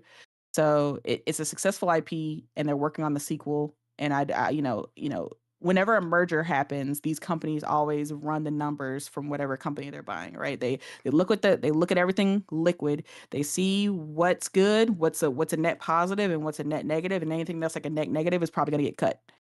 And the Hogwarts Legacy team is a net positive, so they're fine. But Rocksteady, uh, I don't know. They may look at the numbers of Rocksteady and being like, y'all lost hundreds of millions of dollars with Suicide Squad, and y'all want to make another one. Right. Don't know about that. Let's see. We might have to axe that, right? Because this is billions of dollars being spent on them. So they're going to cut where they can. They're going to cut losses. They're going to cut redundancies. We're going to see if this goes through, we're going to see a bunch of layoffs. We're going to see we might even see some studios closing down. Like I said, I think Rocksteady might be on the chopping block, unfortunately. And it's going to be a lot of frustration that we're going to see. And like, of course, we're going to see Netflix subscriptions skyrocket at this point, because that's what I'm afraid of. At this point, it's only fair. I can't even be mad at them, because they're going to have a whole bunch of intellectual property that they own now that's worth a lot. Yeah. So they're really not going to have they're not going to have a choice but to skyrocket again, it'll depend on if they merge the apps or whatever. But if they bring HBO into the Netflix fold, Netflix is going up at least like $10 to $15. That's what I was thinking. At least 10 to 15. At least. And that's like on the low end. I could see this shit being like $40 gotta pay for wrestling I don't watch. God damn. I know, right? Hey, we introduced WWE. I mean, I didn't ask for that, but okay. Definitely didn't. But yeah, and that's at the low end. Like I said, I could see this shit being like $40 a month once this deal goes through. Well, yeah, because they're like, well, you're getting 2 for the price of one now. Yeah, exactly. You're getting HBO and you're getting Netflix. You're getting the best of both worlds. And it's just like, another thing is like, the way Netflix handles their TV shows, like waiting like 2 to 3 years to get a next season. I'm looking at you, Stranger Things. Like, I don't really want that for HBO, the HBO IPs, because HBO, besides like Euphoria, they are pretty good at like once a year getting or once a year and a half or so getting like new seasons. Netflix is notoriously slow with that shit, and they spending a whole bunch. Though. Yeah, that's true. But they before House of okay, you're right. Before House of Dragon and shit like that, they've been pretty good. But it's like Netflix is just like, they like milking it, so they like waiting years, and then at that point, I don't care about the IP anymore. So there's just so many factors with this acquisition, and it's just like, God, I just kind of wish this wasn't a situation in the first place. I just kind of wish WB was good and they didn't have to be acquired, because now all of the shows that I like on HBO are going to be put under the radar and put under the microscope to be determined whether or not they're going to get another season or not. Right? It's going to be a bunch of. Maybe they should have released that Coyote and Roadrunner movie. They actually are releasing that, I think. It's coming out in like a month or two, I believe. They finally got it to release, and I'm definitely gonna go see it. Why did HBO to sue Warner Bros? Yep, they had to get that shit out. But so now all of my favorite shows on HBO are going to be under the microscope, under the magnifying glass of Netflix, and be determined whether or not they're going to get a new season. I'm going to be pissed off because it's probably going to be a handful of shows that I like on there. They're going to get axed. I'm going to be, I'm already getting hot thinking about it.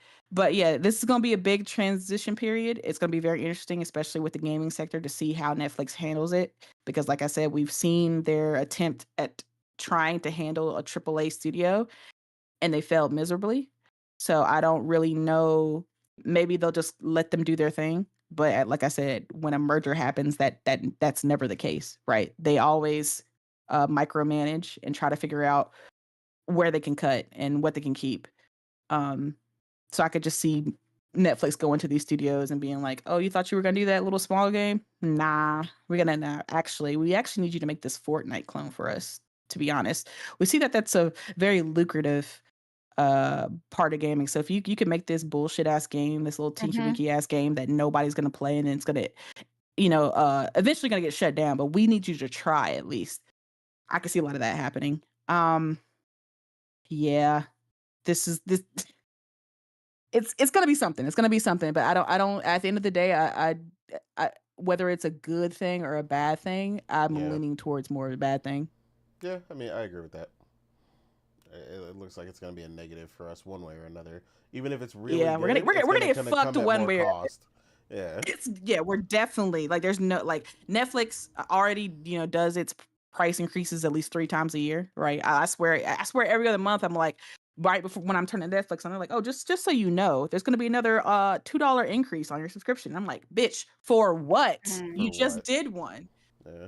And it's so now they're gonna hit us with the we're gonna get another email. It's gonna be nice and long. It's gonna be beautifully written about all the IPs they own now, with DC and the Mortal Kombat and everything else that they own and all this stuff. And it's gonna be like, that is why we've decided that to give the best value to customers, we're now gonna be raising our subscription prices to $40 a month. Yeah, it's gonna be insane. But I'm just like rolling my eyes at this whole situation. It's whatever.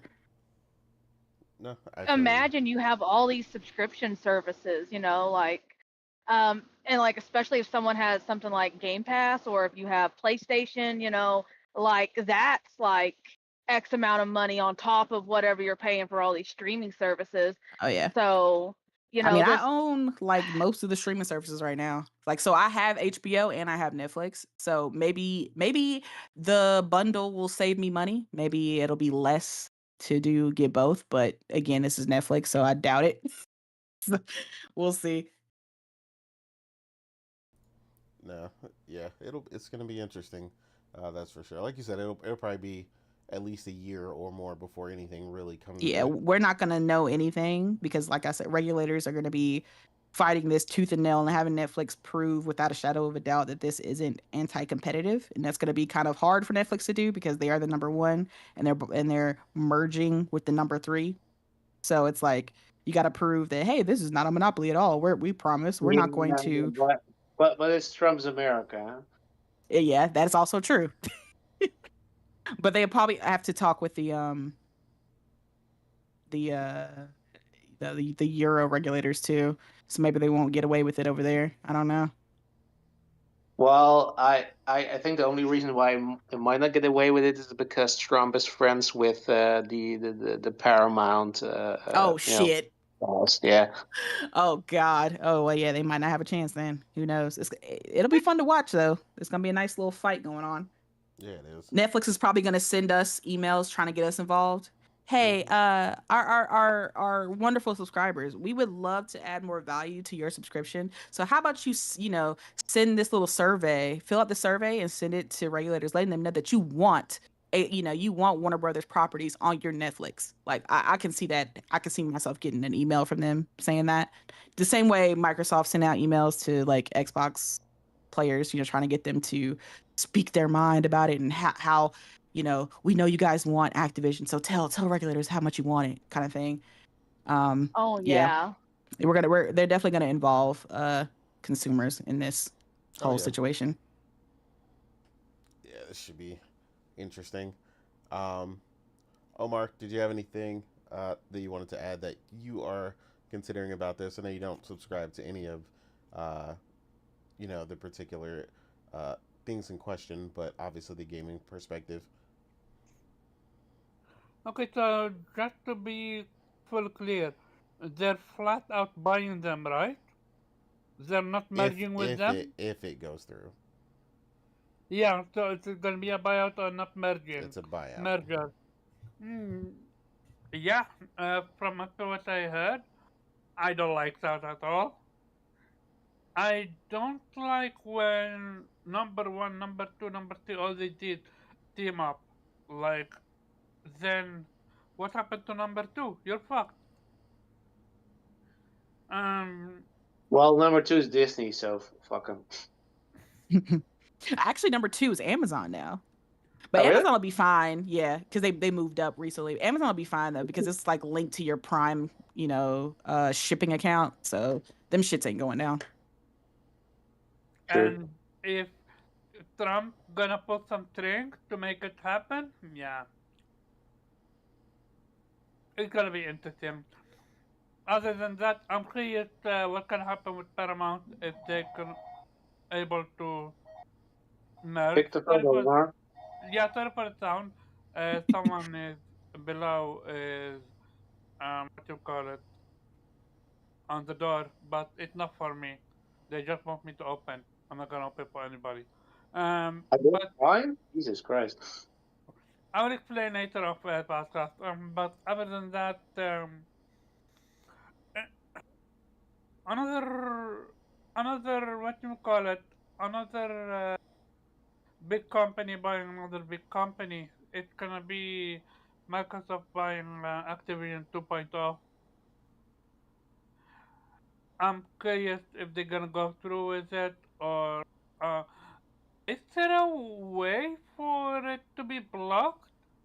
Because Yes. clearly Warner Brother want to be bought. I mean, that's it's not up to them though. Like because I mean, Activision wanted to be bought too, but it wasn't really up to them. Like it's about regulation. It's about making sure like these illegal business practices aren't I happening. mean, Which is why I said they're going to be months of like, regulatory, court dates, all kinds of things about, what they're doing and if it's going to be okay. Like it's not, they're not going to buy them immediately. It's going to be like I said, it's going to be months of talking about this, and discussing whether or not they're going to let them do it. So we're not going to know about anything official probably for like another year. mm-hmm. Yeah, it's gonna be like when we went through the Microsoft Activision thing, where it was about a year. Activision was way more open though, instead of way more publicly. No, we just knew about it because we were involved in gaming. Right. Yeah, this is way more public, Omar. And I think it will happen if Microsoft and the Activision deal, if that was allowed to happen, I think I think it'll go through. Yeah, I don't think FTC or TMA or whatever is gonna be able to block this yet. Oh, they'll Especially try. with Trump at the helm, it's over. Where's Lena Khan when you need her? Well, she's working for Mandani now. Oh, that's true. Now that Netflix, let's say, it's gonna have the copyright to the Nemesis system, do you guys think they're gonna do anything with it, or They don't even know what the Nemesis system is, so no, I don't think they're gonna do anything with it.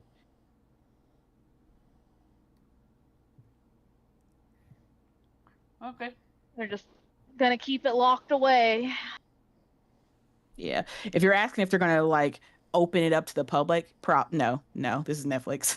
They're gonna be like, oh, there's some trademarked game system that we can only use. Oh yeah, let's keep that under lock and key. All right, nice. Do you see Netflix creating, not Netflix,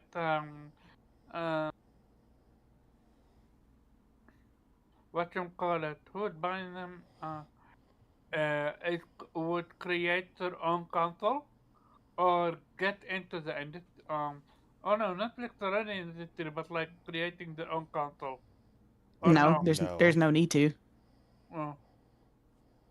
It's more money into being a third party publisher. There's no need to create hardware. I'm curious if Netflix gonna outsource these what you call it, IPs, or if they gonna block them. That would be nice. But I doubt it. Flat out tell them. I mean, Netflix doesn't even share their own IPs. Like that they own, like the Stranger Things and stuff, and like things like that. Like everything is locked under key. They barely let that shit go out to like DVD or Blu-ray.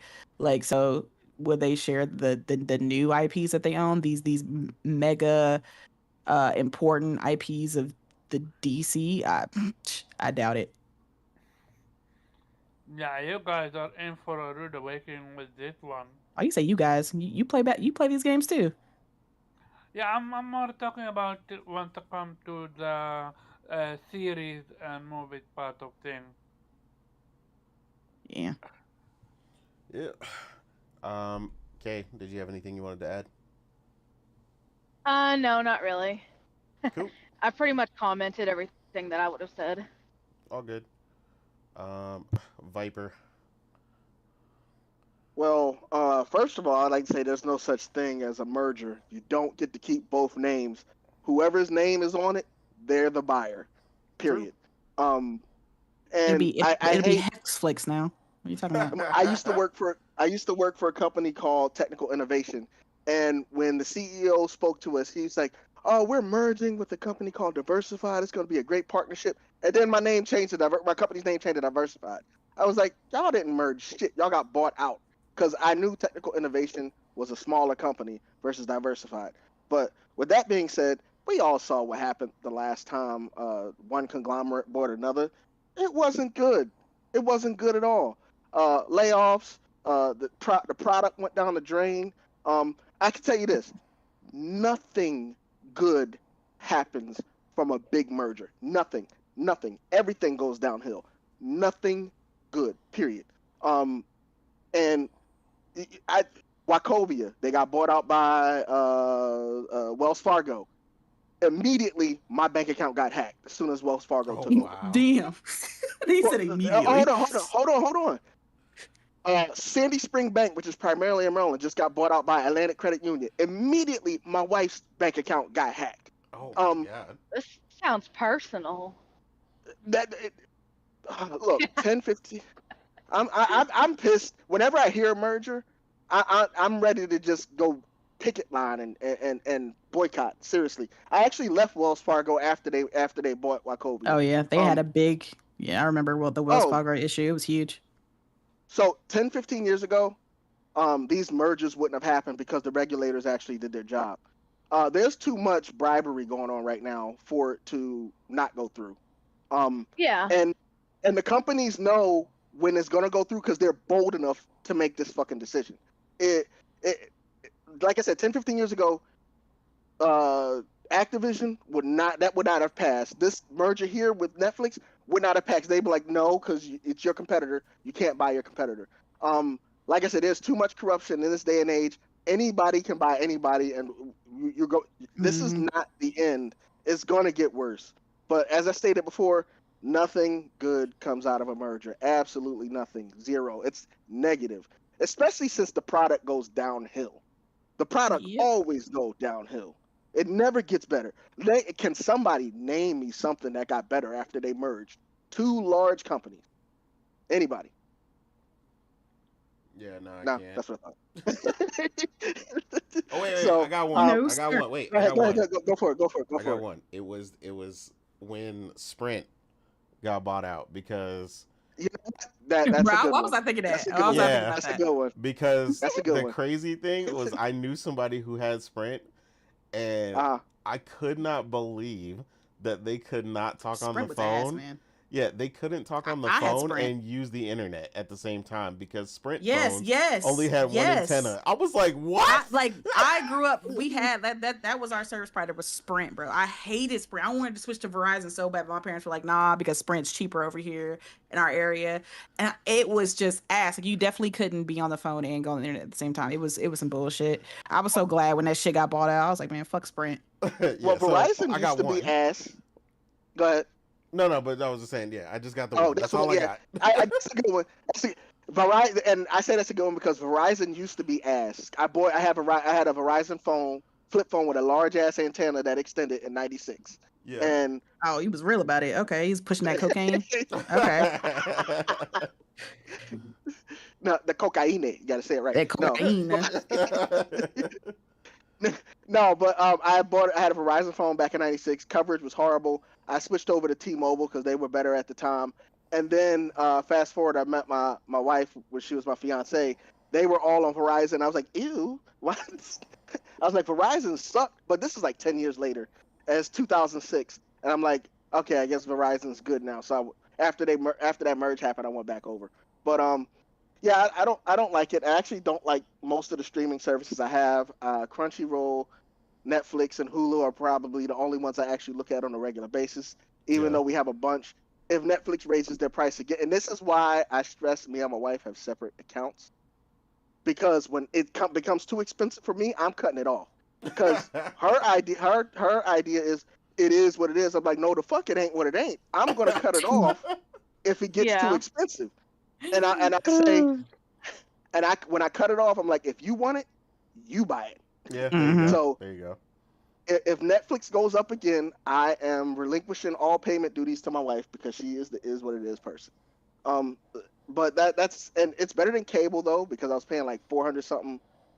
Jesus. Ooh, good guy. Cell phone and cable combined. We got rid of that in 2017, and we went strictly streaming service. But back then, Netflix was like $8 a month. Right. There was nothing over $12 a month. Yeah. So right. Wasn't it beautiful? They go up again. Yeah, you're right. They go up again. I'm out. And the last thing I got is, yes, I agree with Morgan. I want to see the shit in the movie theaters, especially now that they have different types. You know, real 3D, 4D, IMAX, D-Box. You know, whatever. The experience is different, especially the 4D. Oh my God, where the movie is covering about 75% of the theater, including the walls. That's amazing. I looked at the second Avatar in a real 4D environment. They had the smells and everything too. Like if it was a fire, it got warm in there. Like when the forest you could was smell fire, the Navi's ass. Yeah.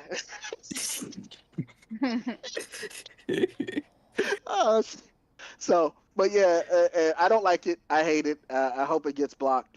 I don't think it's going to be. That's all I got. Cool. We.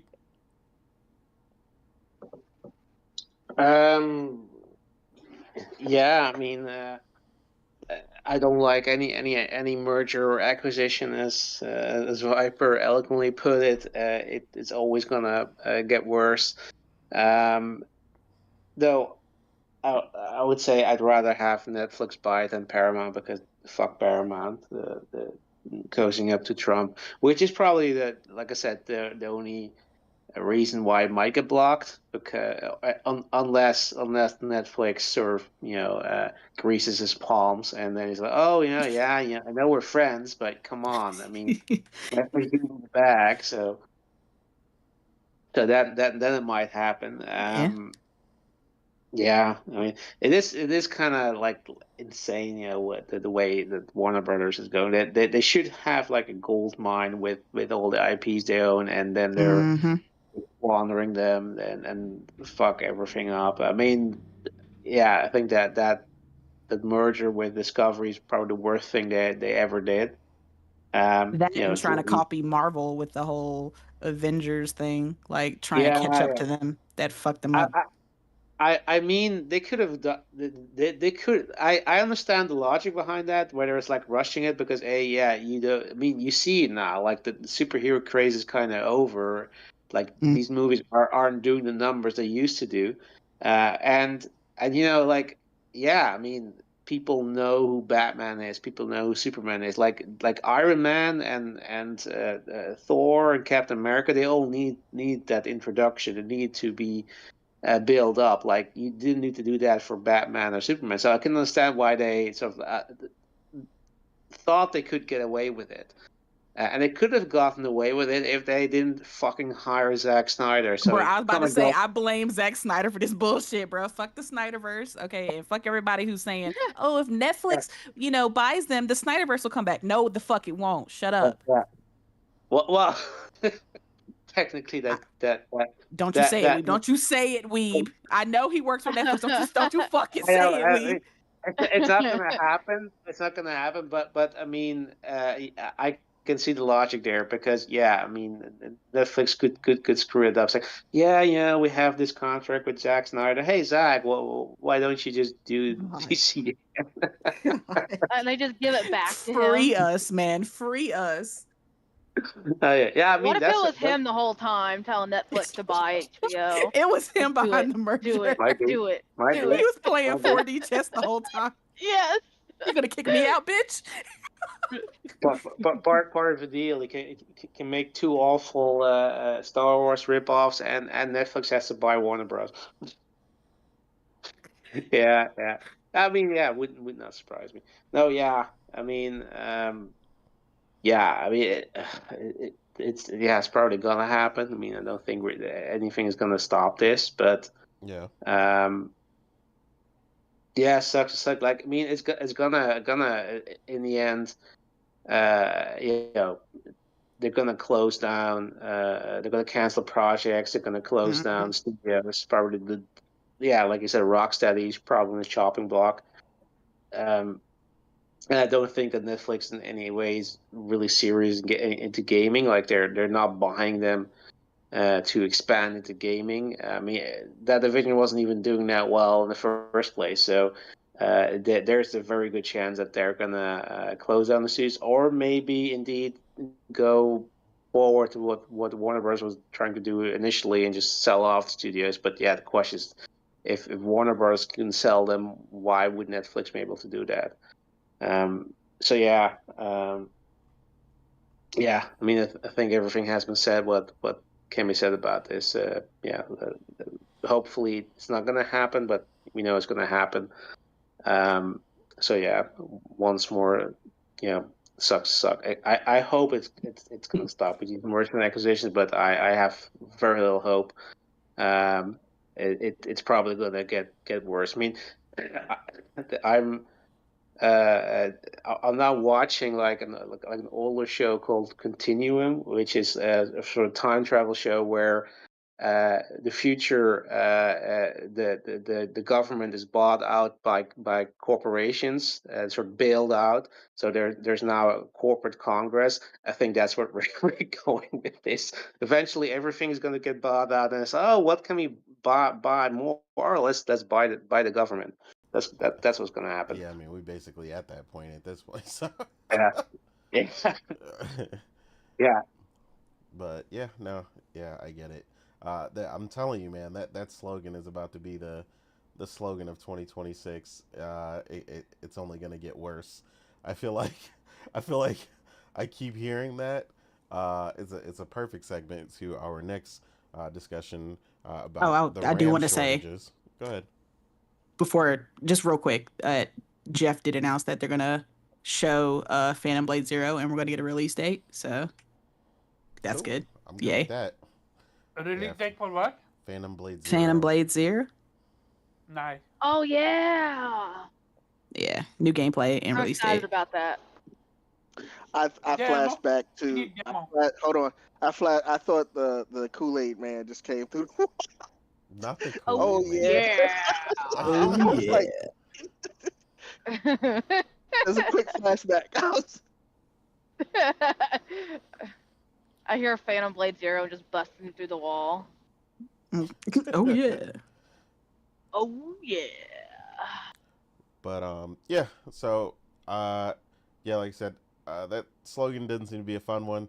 A lot of stuff going up, a lot of stuff talking about incremental increases, like we were talking about, potentially with Netflix.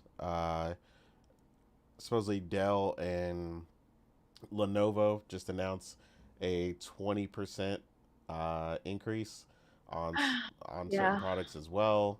Obviously, trying to, in combination with the economy situation, the RAM situation, it's all over the place. Like there's a bunch of stuff going on, causing a bunch of these hikes all over the place. But especially with RAM right now being out of control due to AI, mainly open AI, but all AI buying up a massive portion, about 80 to 85% of available consumer grade RAM. Or RAM as a whole, the supply, causing constraints. This is also spreading towards VRAM as well, where the story is coming out that NVIDIA is looking to no longer provide VRAM for their aftermarket card partners, which is literally crazy. Like, to understand how crazy that is, like, since the inception of video cards, that has never happened. So, like, it's bad. So in combination with all this stuff, everybody's question is, basically where can it go from here? Where is it gonna go? When is it gonna stop? Everybody's, the real question is everybody's looking for that AI bubble burst. So basically, to slow down the investment, because, as PC gamer was joking earlier, we heard AI was coming for our jobs, not our hobbies. But yeah, AI is causing a massive ton of issues globally. Obviously, besides the energy nonsense that this stuff eats up. Um, Now it's causing issues with consumer grade products on top of issues while economic constraints globally, tariffs nonsense. It's just crazy. Um, Obviously, get it while you can before things go even crazier. I mean, it's a little too late for the RAM situation. Um, but yeah, it looks like PlayStation at least currently is avoiding it by having the stockpile that they've had. Um, with their systems selling like crazy. So hopefully they got that to the tune of 120 to 130 million. Since by the time GTA comes out, that's probably what they're looking at. Um, but the other issue is that it's for people who have not stocked up and still need to order currently. We're hearing, potentially that the Xbox Series X might be going up in price again, which is just laughable. I mean, the thing is already $700 or plus or whatever. I just don't know where they're going to put that in the stratosphere somewhere for that console that no one's buying. Um, so hearing about that is just crazy. But yeah, this is also eventually and potentially going to also your body. affect. I did. Xbox got him. It's laughable. You about Everybody be voting. Yeah. It actually looks like Yeah. Discord. You ran out of RAM, Nate? Oh man. No, AI. I got We heard him talking shit. I got 64 gigs of that. No, you're still are button. there people still buying Xbox now? Like it's so late in the game. I feel Oh, like damn, almost you're button too. everyone Wait, is everybody button? trying to get me. Everybody is Everybody, botting. it's Discord. Everybody's shit. botting. The botting is horrible. Oh, it's Phil Spencer. He's come to get us all. Okay, we're good now. The botting has ceased, I think. Yeah, it looks like it has. Well, no, it's back. Okay, Well, yeah. it's fluctuating. I'm looking at the Discord signal. It's going from like green to red, but now it's green again. So yeah, I don't know. My YouTube is saying good, so I don't know. Bro, I literally just said it was Discord. Oh, this. Omar. Okay. Well, YouTube say. Fucking Omar. But yeah, so yeah, like I said, this is causing a ton of issues across the board, among other things.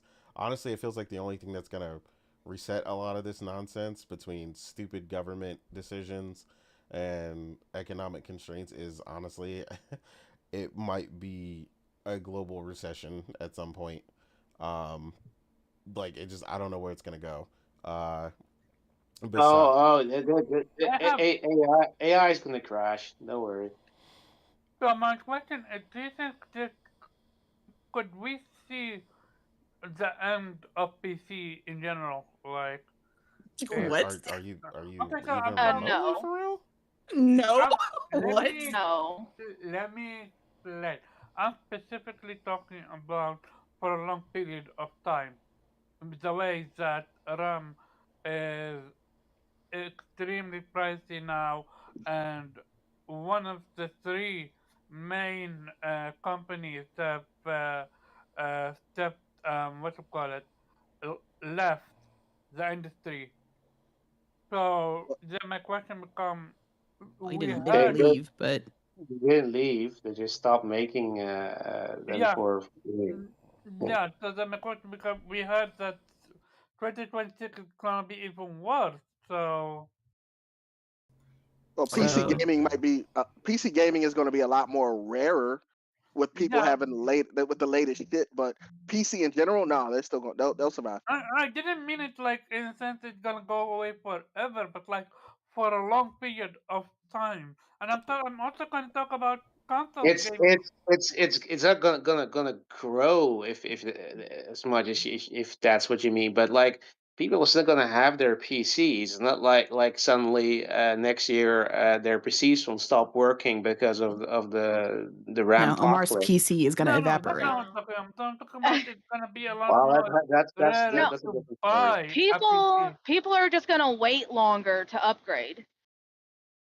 Yeah, I They're mean, just Yeah. gonna wait essentially. longer. Instead of getting the brand new GPU or the brand new this or that, they're gonna be like, I'm good. A lot of people have like lower end PCs anyways already. Like they just might decide, well, I'll upgrade, but I'll go up the 1 or 2 generation that's above me, but that's still within grasp instead of going for like the brand new thing that they just put out. Yeah. But Gotcha. yeah, no, it's not going anywhere. If anything, like we were saying, it's just going to, it'll just slow the growth that PC was experiencing for a time. Yeah. Uh, how long that time is, because you keep saying for a long time. The thing is, no one knows when it's going to change. Uh, the same thing with video cards. Video cards went through a time frame where they were massively overpriced, and then they dropped down, and then we were basically at a point where several of the top GPUs were actually underpriced. Uh, so eventually, stuff balances out and things change. When that will happen, nobody knows. Um, so that's why a lot of companies are stating, it'll get worse before it'll get better, but it doesn't mean it's not going to get better. Uh, like I said, when that is, no one really knows. Um, but things don't have a choice. It's an economic thing. You'd have to refer to like the way that Logic wrote like a blog post about it, explaining how it's more economics than specifically that just RAM. Um, like eventually the market has to give. It's too, like, it's causing too much constraint and too many other issues. Like there's already a massive downturn in motherboard sales because, well, if you can't get the RAM or you can't afford the RAM, why would you buy a new motherboard? Like so on and so forth. So So Well, it's a supply and, domino effect. and demand. yeah. So what, So it's a Omar? domino Supply effect. and demand. A, do- a domino But effect?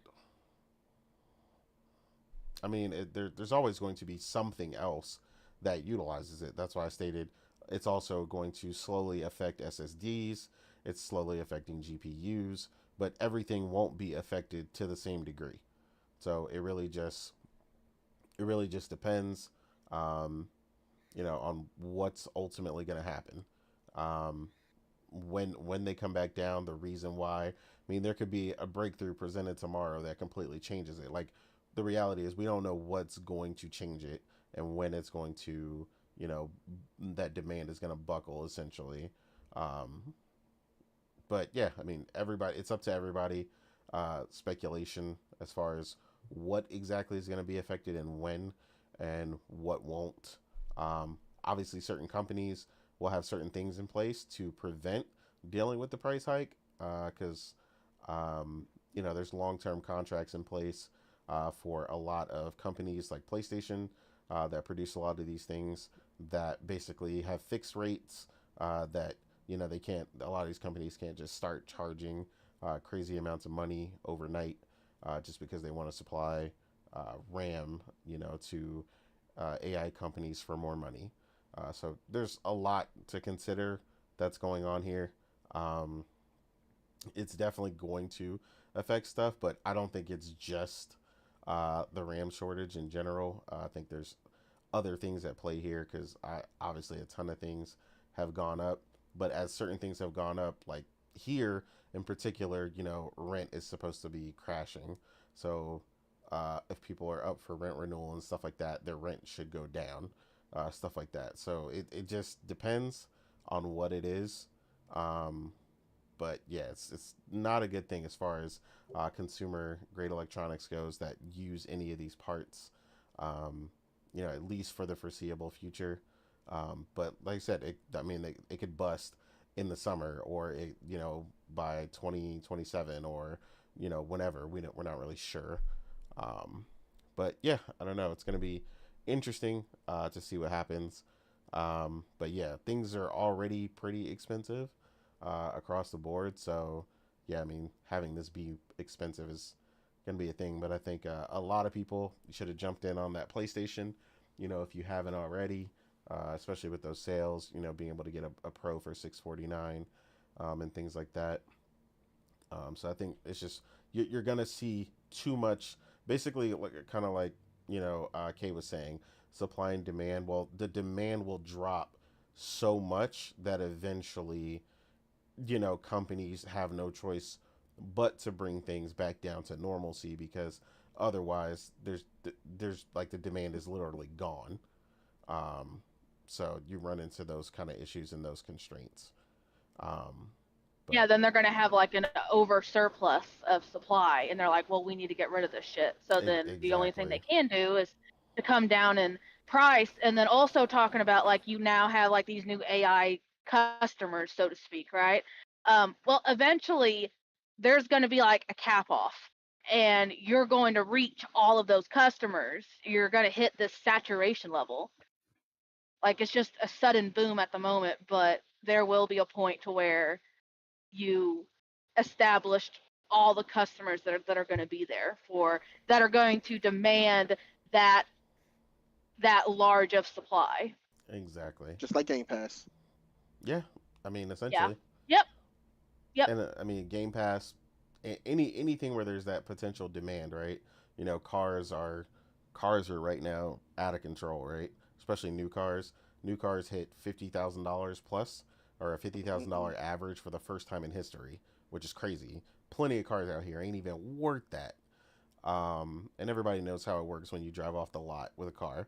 The value cuts in half Yep. immediately, especially a new car, Oh, Yes. right? Yeah. another thing that's changed is the size. They consider a fucking Volt. That's supposed to be mini. They consider that shit a normal size. Yeah, that's crazy. Like, and I'm like, and the luxury cars, like the large sedans, it's ridiculous. Every time I go rent a car from a place, they say, "Oh, we're gonna put you in the economy normal size of this," and they pull out a PT Cruiser. I'm like, the fuck. Yeah, You So better roll that to the back. yeah, exactly. Fuck yeah, all that. that has definitely changed a lot. I know my sister was just here, and they rented something, and they rented like a small BMW, which I had never seen before. I was like, what is that? Like, it's like, it looks like a Toyota Corolla, but it's a BMW. And I was Is it the like, I? I think it is The the BMW I I? think it was the I. Yeah. Yeah, that's supposed to be their electric version, Yeah, that like thing the was hybrid version. it was super small though. And I was like, what is that? But again, like you said, everybody's coming up with these smaller and smaller cars, and it's like, no, this is America. Thing ain't nothing small in America. Um, but yeah, like you said, we're running into that battle on all fronts right now. So it'll be interesting to see kind of what happens. Um, all I can say is I hope you got your gaming stuff now. Um, because honestly, you're gonna be using it for a while. So that Yeah. PlayStation, that Nintendo Switch, whatever it is, I think all those people will be fine. Provided that stuff lasts you through the time frame. Um, but yeah, I think this one is just an uncertainty, right? It's happening, but when it will bust is like the real question. It's like trying to guess when to sell your Bitcoin if you had Bitcoin. You know what I mean? You had so many people holding on to it when it was at its height, just to see if it would go up even more, just for it to fall, and then they freak out. You're basically looking at that right now, but with these different things. But I think most people will be fine, and it'll balance out, like you said, because it has to. It just has no choice, because eventually, like we were saying, the demand will drop so drastically uh, that things will normalize. Um, but yeah, I don't know if anybody in particular, it's not really much of a thing to discuss on this. It's just something that's happening that we talk about just because it's part of the coverage I for mean, gaming. I co-sign what Weeb said. Like AI will absolutely crash. I mean, there's too many factors with it, that inconsistent factors with AI. Mainly the fact that it's, now that they've run out of quality human data to steal, now they're training AI on other AI, but AI is also not 100% factual. So they're training them with untrained AI. So it's feeding upon itself and incorrectly. Like, so this whole cyclical thing with AI is going to cause it to fail, right? The only reason AI can become this grand thing where it's smart and it helps is if it's fed quality information, because AI isn't sentient. It isn't able to learn on its own. It learns through what it's fed, and what it's fed is low quality shit, because the high quality human information is running out, right? It's creating its own scarcity because it's knocking everybody that could feed it information out, right? Like if it's taking information away from, or stealing information from, let's say, a journalist, that journalist maybe can no longer keep a job because everybody's using AI to answer the questions that they would normally answer. So now AI can't feed off of that journalist anymore, because that journalist is now, out of a job. So now AI has no choice but to feed upon itself,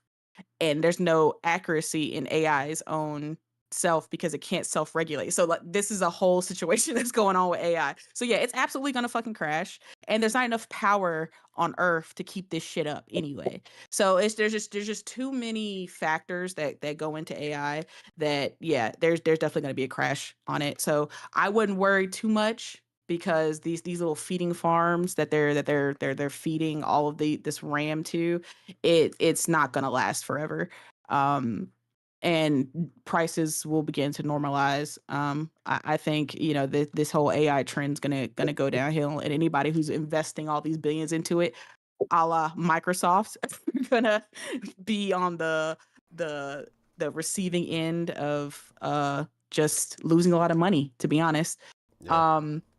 And the mere fact that this is affecting Xbox, and that there's suspected to be Xbox price increases, is honestly fucking laughable, because it's like, one, you are a big consumer in AI, right? One of the biggest, right? Like Satya literally pulled himself away from being like the CEO of Microsoft and overseeing all the divisions to just overseeing AI, right? Like he has his protege looking over the rest of Microsoft, but he is strictly focused on AI. So it's not like they didn't see this shit coming, because they are a big buyer into AI, right? They have a huge partnership with OpenAI and their own AI program. So they saw this coming because they are the ones buying up all this RAM. But then they didn't see it affecting their other division of Xbox, and didn't think ahead, like, if we buy up all this RAM and drive up these prices, then that's going to affect our other business of Xbox. And so they didn't prepare for that, even though they're causing the problem, and now their other division is going to be hurt because of it. Like, it doesn't make fucking sense. Like, how do you cause a problem and then not see that you're causing it and not prepare for it? At least prepare. Like, So okay, tell them fix it once I then. mean, that it's sounds like, like okay, classic Microsoft to me. classic fucking Microsoft. We're gonna cause a problem, and then we're gonna be surprised when it actually happens. Like, oh fuck. And then here's PlayStation preparing, as they always do. They did the same thing. That's why they, when they increased prices later after Microsoft, because they had a stock of PS5s that they kept, away when the whole tariff situation was happening. They still had like a good stockpile of PS5s. So they didn't have to increase prices for like another 6 or 7 months after Microsoft. But now PlayStation has prepared again, and so if this RAM thing extends longer, they'll be okay, because they have stockpiles of PS5s ready to go. But because Xbox is no longer making money on their console, right? They are only making consoles to demand now. They don't really send them to stores the way PlayStation does. It's like on demand, like however many exactly they need, that's how many the stores get. They're not, sending a surplus because they're not selling. So because Xbox doesn't only sells to demand now, they don't have a stockpile. And because they don't have a stockpile, now their prices are going to go up if this RAM situation continues. And it's just like, every domino step that Microsoft does affects Xbox, but they're not paying attention to it. It's like they're causing issues and they're not focusing on the issues that they're causing. At this point, if they're going to raise the prices of Xboxes, they need to just stop production. Just stop. There's no point. Nobody's going to buy a $900 Series X. Just stop making Xboxes, sell the little bit you have left, and call it the end of the generation. That's it. Like all you're gonna do by raising the prices of Series X's and S's again are just pissing people off. All it's gonna lead to is just bad PR on Xbox's part, because people are gonna be like, why the fuck is this shit more expensive at the end of the generation than it was at the beginning? Like the components have not changed. It's the same shit, and it's weaker now in comparison Yeah. to the things, all the new advances in tech that we have now than it was in 2020. Why is it fucking more expensive? And it's just gonna make Xbox look worse. So just cut it off in the generation and be like, this is it. We've ended it. We have Xboxes here in Best Buy or in our store or whatever, but that's going to be the end of whenever we sell out, we're done, because them announcing another price increase is going to do nothing but give them negative PR at this point. So they should just call it. just go on the mat, call it, say it's the end of the fight, bro. Y'all did your best. Now you can move and forward to the next generation of whatever the fuck Xbox is going to be, the Xbox Series L Grandos, whatever the fuck they're going to fucking name that shit. But yeah, this situation is just funny to me. But I also agree with Nate. Like, the prices are going to go back down. Like, people are freaking out now, but this is what always happens. Like, a particular part of a PC price goes up, for a while, and everybody tries to hurry up and buy RAM when they don't even fucking need it, which also causes the prices to go up. Yeah, It's like you guys are causing the problem by being scared. You're getting in a scarcity mindset and you're rushing out to buy RAM you don't need, which in turn is causing the prices to go up. Stop. You don't need the RAM. You don't need it. You're just scared that, oh my God, I might need it like in a year. I don't want to, like, don't do that. You're feeding the issue. Okay. Just everybody chill. Your PCs are fine. Most of y'all's PCs are fine. Don't buy RAM and the prices will go back down. But yeah, that's all I got to say. Yeah, no, I agree. Yeah, I'm definitely chilling on RAM. I bought some other stuff, but I didn't buy anything I wasn't planning on getting anyway. So yeah, shout out to one of the homies that is actually gonna just I was gonna switch RAM for my alternate build because I'm going back to AMD in order to get away from the potential issues with my current CPU, because Intel did nothing to really fix that within a timely manner. So, but yeah, shout out to them for hooking up the RAM situation. But yeah, so moving to our last thing here. So there has been a lot of back and forth with specifically the AAA industry, but game sales and what have you. This is like a repeat discussion that comes up when people think there's going to be an industry reset or this, that, and the third.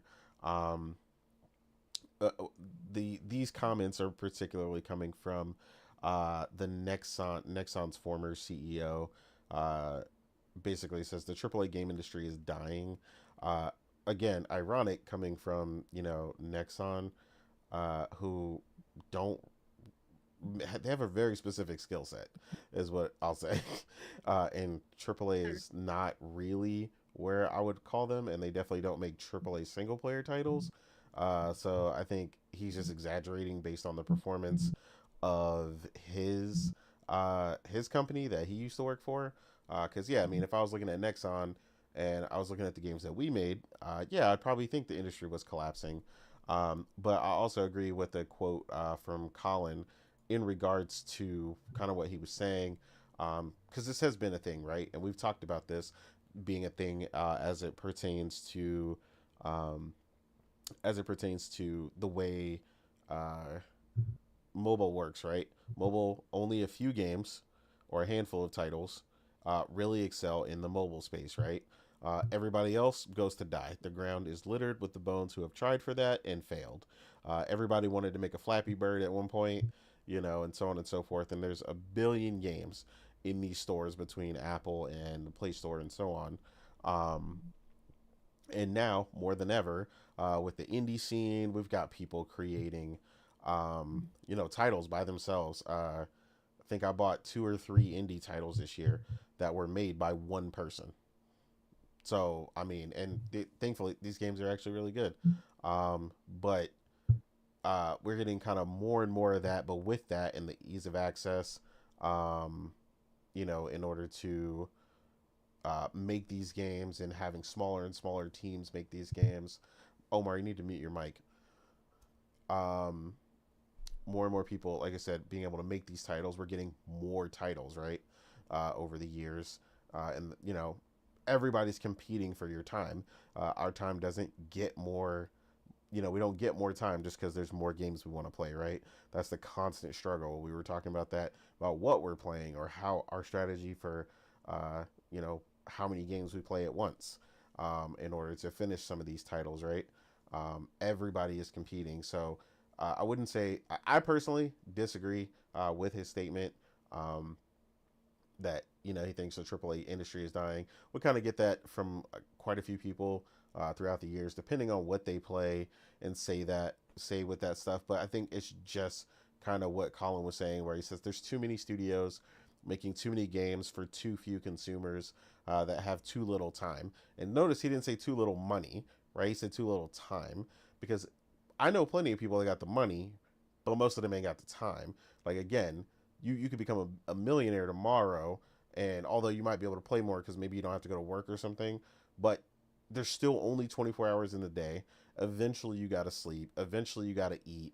And, you're probably going to do something more than ever if you're staying at home to do something about your health, going for a walk or whatever. So there's still going to be things or responsibilities that you're going to have to take care of.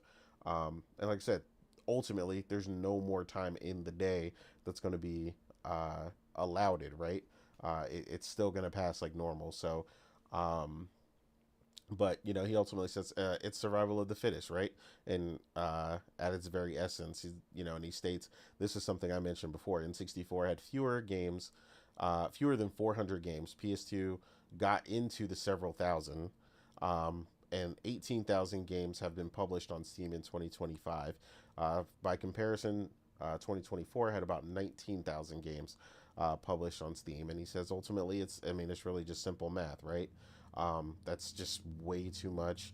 There's 100 and something, there's technically billions of gamers, right? But how many of them play at the level that we do? And how many of them are out there just playing that one game?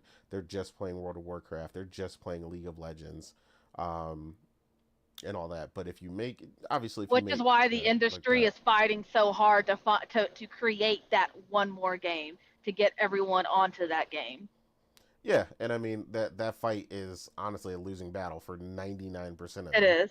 Because most people are not going to be pulled away from whatever that game is for them. Even if they're interested, you usually get them for a few weeks, if you're lucky, and then they typically go back to that other game. Yeah, we have what you call it, the definition of proof. Viper, what you call daughter. She is Yes, a facts. Genshin fanatic, but she plays single player game, but it never played Genshin.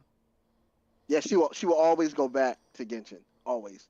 Yeah, I don't know what crack they put in that game, but girls in particular with Genshin Impact are like, bruh, it is dangerous. Like I know the power of anime. Bruh, apparently the power of anime and cute outfits. Like I know, Yes. I know one girl that was like, I will put in OT just to buy more outfits and more things in Genshin Impact, and I was like, well, shit. I'll take it a step further. My daughter had her mother purchase at least 3. What do you call it when you dress up as anime character? oh, cosplay. Yeah, she Cosplay. at least 3 real ones, like they had to be shipped from Japan, Wow. and That's she crazy. does Oh that damn, for she went Halloween. hardcore. Oh yeah, she is hardcore into that shit so much. So she's got like 3 of the cosplay ones sitting in the room. And she dressed up for Halloween. At school, they'll have like a dress up day. She'll wear it then. Even the weapons included. She got the weapons to go with it too. Yeah, Damn. she is going You in. need She's to not realize messing around. that's pricey shit if you're gonna purchase from Japan. Who you telling? I'm like, stop it. um, but yeah, like I said, there's a lot to this stuff. But just so everybody understands, like fully, what they were saying. I guess Owen Mahoney is the former CEO for Nexon, and he was the one being interviewed. Where he stated where AAA once stood for quality and signified a game being great by default. The sheer number of underwhelming AAA releases in 2024 and 2025, ranging from simply disappointing to downright awful, to Concord. I don't know why they keep mentioning that damn game. And the concurrent rise of indie and AA gaming have turned those letters that once carried weight into little more than an indicator of a title's production budget. Now, that part I wanted to read it because that part I don't agree with or don't disagree with.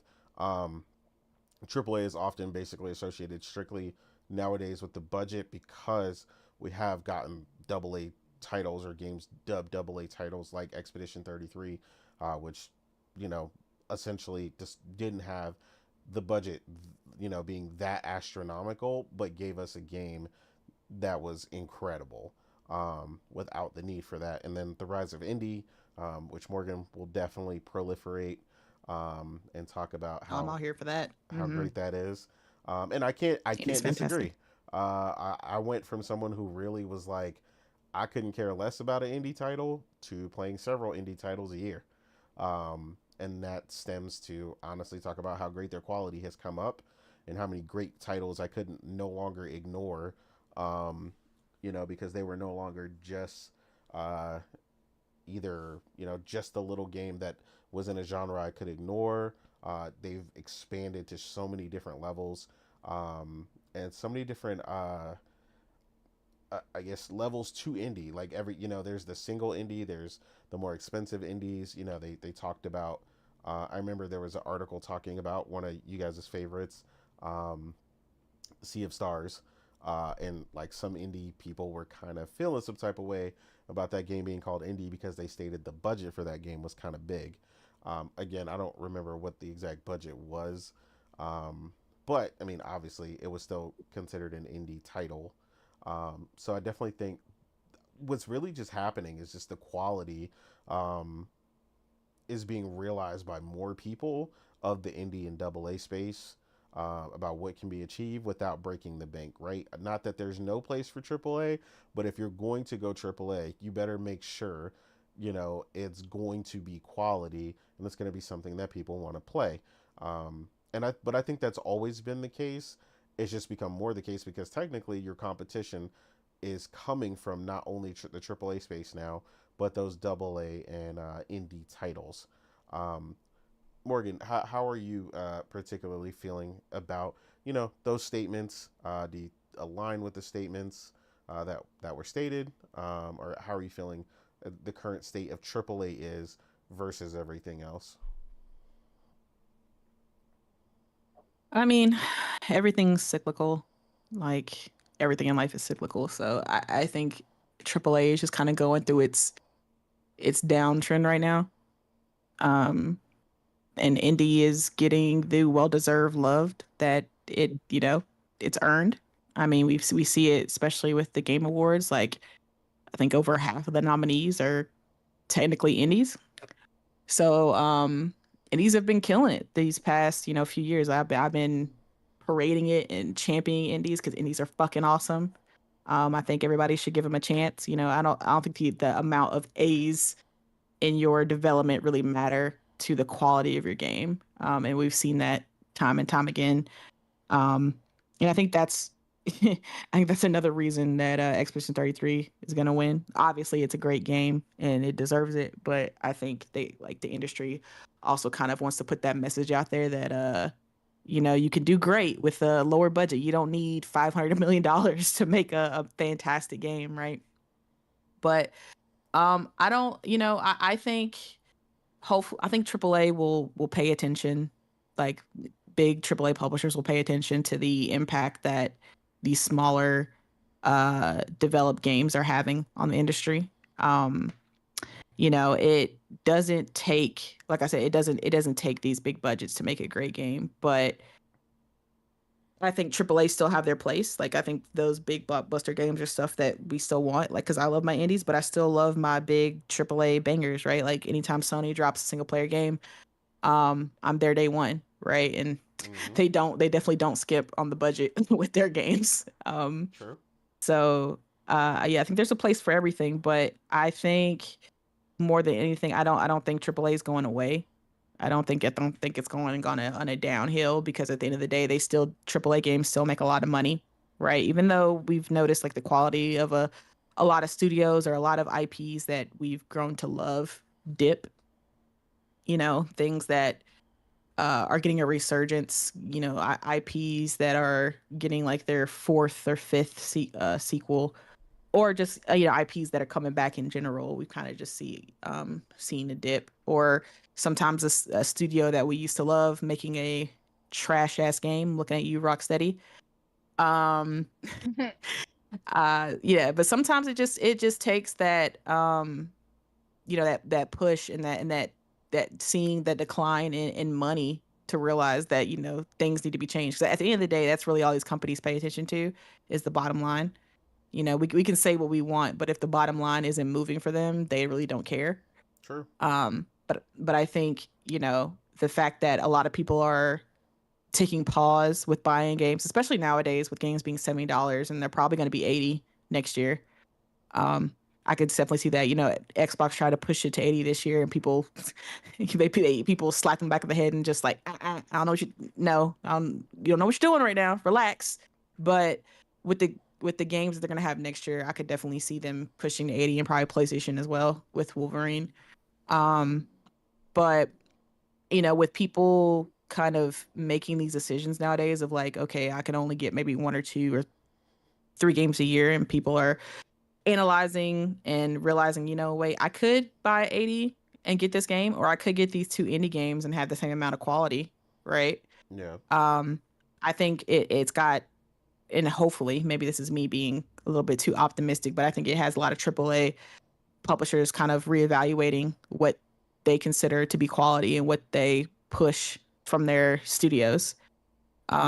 Which is why, again, I think it's important for Expedition to win, to show these publishers that it doesn't take all this bullshit, this extra padding to make a fantastic game that reaches the zeitgeist. I mean, look at the latest one that dropped that had everybody loving it, like that we all love with Dispatch, right? Small team, right? Small studio. They were on the brink of not even releasing the game, right? With the funding and everything. And then they pushed it out, and it became, it became huge, right? It became beloved. It's like all over Twitter, gaming Twitter, right? Everybody loves the game. They're sharing memes of it and everything like that. Yeah, but I think that's why I love indies so much. It's just I think they're some of the last, not only, like they're not, not to say that AAA studios don't still have passionate people working there, but when you have to work for a megacorp, and you got deadlines and you got certain metrics that you have to meet, it can kind of kill creativity. Yeah. So I think when you're working for yourself and you're just making, you and your team, it's just you and your friends making a game that you're actually passionate about, right? Not something that was picked apart by a team of suits and like, oh yeah, we like this idea, but we want to take this out, this out, this out, and this out. Oh, and we want to put this in. We don't like that. Well, we fact checked, and we looked at, we had a group of people look it over, and they said they don't like that, so take that out. Like, we got all that bullshit. You don't have to deal with that, and you can just make something you like. That's why all these games are hitting, because they're made by people who actually like games and who can make what they want. So that's why they're able to push out these games that everybody else, gamers and all of us like. Hopefully publishers will see that, they'll notice that, and they'll stop, micromanaging so hard. But again, it's millions of dollars on the line, so they like to be in the business. It's just so there's just so many moving pieces when it comes to gaming. Yeah, I agree. That it's kind of hard to kind of pinpoint where exactly the problem is. We can point out a couple of things, but it's just like when it's this much money involved, it's it's hard to be like, just leave it alone, bro, don't touch it. It's just like, well, that's a lot of their money that they're investing in this, so they can't just not be involved with it. But yeah, I mean, honestly, at the end of the day, as long as indie developers are still out there making games, I'll be good, right? If the AAA industry crashes and there's a reset and there's not really that many AAA games, I'll be fine. Like I can't speak for everybody else, but I'm gonna be good. Like, it's there's too many great games that are made by non AAA developers that I enjoy so much that I will be good. And maybe that will be good for the industry, for them to just take a break for a little while, come back, huddle together, figure out what they can fix, and then come back later. I don't know, but yeah, but realistically, I don't see AAA going anywhere. Okay. Yeah, I mean, I'm in the same boat with you. I think, well, I think, yeah, I mean, we're already seeing the results that, those who don't cut it will definitely either, those places will be shut down or sold off or whatnot. I mean, I think that's like any industry, right?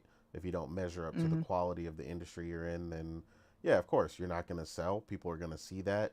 We've seen the struggles of Crystal Dynamics over the years. Yeah, and that's more than ever now, because back in the day, studios used to have multiple chances, right? You would have a studio that would, fuck up a game 2-3 times in a row, right? But then after that third time, they'd finally get it right, and then they have a hit. Nowadays, it's like you fuck up once, your studio's gone. Like, there's not really many second chances out there, unless you're like a top tier studio, right? It's just like, if like there's just too much budget, hungry suits out there that really don't care to give developers a second chance. Because honestly, that's how a lot of our favorite IPs got to the point that they are, because they maybe had that one flop, but then they came back and it was just like fantastic. Yeah. Right?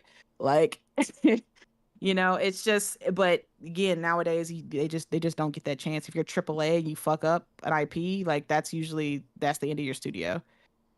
Because there's just so much money involved in these games, like tens of millions, sometimes hundreds of millions, that once they invest that and they don't get that return, then it's over for that studio, which is really sad. Yeah, I mean, he does go on to say, as a CEO and being in that position, having that short time to greenlight a game, and then, that game doesn't do well, he says, you're ultimately going to be sitting in front of your board explaining why you burnt $300 million in company cash. Yep. And I imagine that's not a very good conversation. Yep. And then you're trying to convince them to give you a second chance to spend another $300 million, and they're just looking at you like, no. Exactly. And that's when the studios acts like. And I agree. Yeah. I mean, he says here you get one of those mistakes with a board. Yeah, so I'm saying you only get one nowadays. And then he said, if you do it again, they're going to be calling openly for your head, and by the third time, you'll have an activist investor. And I was like, yeah. I mean, I'm surprised. I mean, in some of these cases, I think they're calling for your head the first time, but yeah, like. Look at Concord. It was supposed to be the next Star Wars. Yeah. Herman's over here like, yeah, man, bro, it's gonna be huge. Bro, they shut that shit down immediately. Game gone, studio gone, no second chance. I'm like, what happened? Hundreds of millions of dollars spent. That studio, they got one fucking shot. It didn't go well. Everybody got fired, bro. Like, this shit is crazy. But Herman is still there, and that's kind of the issue. Oh yeah, but the people greenlighting shit, the people up there telling you, yeah, this is a great idea. They're safe. Yeah, they're safe. Still in charge. It'll be interesting to see how long that lasts. always Uh, the case, isn't But it? see, but even if Herman's fired, he's good though. Because once you get to a certain level, once you get to a certain level of like, of being an executive, yeah, you're pretty much safe, right? You got a golden parachute, right? Even Don Matrick, with how terribly he literally the whole reason Xbox is in the situation is literally because of him. He fucked Xbox expeditiously. And he got that golden parachute to go right over to some other mobile company that he's now like the CEO of. Like Yep. he was good. He fucked that company up to the point where it irreversible damage. And he got another multi-million-dollar job like the next week. He was fine. yeah, That's just how it And he is just when told you're the an truth. executive. He just told the truth. right. Just told the truth. We like the jib of your fuckery, sir. we like the jib of your fuckery. Please lead our company into that same just terrible decision making that you were doing. We would love to have that over here. Like that's just the crazy thing. It's like you can when you get to a certain level, you can only fail up, which is so weird. Executive musical The chairs. Yeah, Yep. Yeah. like everybody else, the people that put their blood, sweat, and tears into it, no, they get fired. There's no promise of a new job for them. They have to sit there and hunt. They may be out of a job for months or years, but no, you, the one who greenlit everything, made these terrible decisions, forced them to do these certain actions. Oh, you're fine. You're fine. It's okay. Yeah, I thought Like it was rushing crazy Red like that. Fallout. Russian Red Fallout. I don't Yeah. understand why I don't Yeah. understand why Redfall failed. I enjoyed it. Phil, shut up. Yeah, this whole thing is wild, off topic, but to the point of your thing about executives. I read a story recently that said an executive got in trouble because an executive of was that Nike got in trouble because her son was using her corporate discount to fund his exclusive his business of selling exclusive Nikes. And so she got my. yeah, she got caught. So they got caught, right? And so she had to quote unquote step down. Now she got hired at so check this out. She stepped down at Nike and then immediately got hired at guess where? Foot Locker. Like probably like a deep. Oh, I'm about to say like Adidas or something. Yeah. Fucking So- Foot Where? Locker. Who? She got hired Foot at Locker. Foot Locker. Foot Locker? Yeah, so now she's an executive at Foot Locker, which is crazy. So you got fired from Nike, and now you got access to all the sneakers? Like, Now she's in charge of all of them. yeah, people were like, wait a minute, how does it, you basically got caught pulling a scheme with your child and funding, their business, and then you get access to more sneakers after you get fired. That's how it goes, Hey, man. listen, your failure is what put you forward. Look at Apparently. Phil Spencer. I'm not joking. Phil Spencer is literally the definition of failure, and yet he is so beloved and worshipped. Yeah, that's what Morgan just said. But okay. She did, yeah. But yeah, this whole thing is wild. He did go on to say after that portion though, that he it's not that he thinks it's inevitable, but he says, and this is something we said on the show as well. Where does it go here? I stated that that he sees the reluctance and fear of taking risks shown by gaming giants as the main reason the AAA industry is now knocking on heaven's door. He said basically they need to get more comfortable with setting trends and not chasing trends, which we've mentioned on the show, right? Where he said basically they're so busy trying to catch up with today's business that they forget about tomorrow's. And he says the only time tomorrow's business changes is when someone comes along and shows them what that new thing is. I'm saying it's indie that sets the Basically, trends, that's man. Exactly. It's indies that set the trends, and then the AAA take those game mechanics or whatever they did and they follow it. But it's like they don't want to be risk takers because that's millions of dollars on the line. Yeah. When they have to invest into a risk. Whereas with the indie, it's smaller team, it's not, the budget's not as big, so they're more willing to take risk and be like, well, this is what we want, we're passionate about this, so we feel like it's going to work, so we'll put the money into it, or we're getting somebody else to, fund it for us. But yeah, when it's like hundreds of $1 millions, they just want to follow what everybody else is doing. Okay, Fortnite's doing that. This is making them a bunch of money, so let's just focus on that. And that's where PlayStation fucked up, because they started trying to chase the trend of live service and all this bullshit that's happening. And now I'm just kind of laughing, because essentially now, especially when it comes to extraction live service games, you have that one that's doing really well right now. Yeah, Arc Raiders.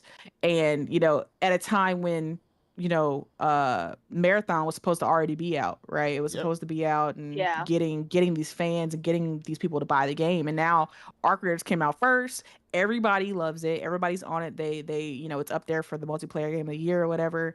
Like it's trending upwards. At one point it was like more popular on Steam than like Call of Duty and Battlefield.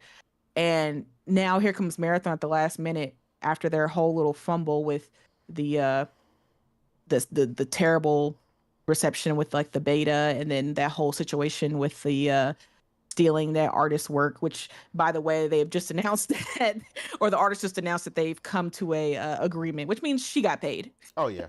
Like I'm pretty sure part of her agreement whenever she signed the deal to take the money from Sony was she had to tweet out or that that they came to an agreement, so that that negative PR around Sony and Bungie would go away. So, because that was her tweet was very PR coded, like it wasn't like happy or sad. It was just straight to the point. Me and PlayStation or Sony and Bungie and I have reached an agreement that we were all happy with. Like it was just very PR-esque. So I think that was part of the agreement. But without that whole situation, now Bungie's behind, and I just don't think people are really feeling Marathon. And so now there's like a rumor that they're going back to Destiny 3, which is what they should have probably done in the first place, because that's the IP that everybody likes from Bungie. But yeah, I unless they've changed something, with the game mechanics that they were showing with the beta, I just don't see Marathon doing well. I wouldn't be surprised if there was another trailer for that at the Game of the Year awards. But yeah, Sony chasing these trends, because that's what they were doing. They were chasing trends, is what put them in the position of being so behind with this generation. And they used to be the innovators, making games that everybody else copied, right? Like their evolution to the quote unquote Hollywood style games is what had everybody else copying their style of games, right? When they started with the Uncharted and The Last of Us, and then everybody else was like, oh shit, we can make these big set piece style games. That was something that PlayStation did. They innovated in that, and they used to be the innovators, and now they're just over here just trying to copy and play catch up with everybody else, because they're like, oh, we might lose money in this one sector of gaming that we get a lot of money in. So I don't know if they're ever going to go back to being innovators, or if they're just going to continue this trend of just chasing what everybody else is doing. I really hope they stop. But yeah, that's something that's really a big problem in the AAA. Nobody wants to be creative anymore, because it's not safe. It's too much of a risk, and they don't want to upset the shareholders. Because when you have to answer to the shareholders and explain to them why you're spending $300 million on something that hasn't been done before, they're gonna look at you like, but why? Why are we doing this? True. What were you gonna say, Omar? I wanted to say, look at Santa Monica, what they created with God of War. Nobody tried to replicate that. One-shot game. Literally, there were cutscenes, but always from the perspective of Kratos himself. It's crazy that nobody thought, okay, let's do that. Let's copy it or do something with it. No, there's been a couple of one-shot games actually. Yeah. There's even been one-shot movies now. Shut up, Kay. But if there's games on the level of God of War, I want to play them because I love what God of War did. I mean, I think what the issue is for people trying to imitate that is kind of like the reason why, because somebody mentioned this the other day, but it's kind of like the reason why no one really imitates, GTA anymore. People tried that for years and know that they really can't do it. Yeah. Like, man, ain't nobody got $600 million lying around to do that. Saint Row gave up. Well, yeah, because they could never, is essentially what happened.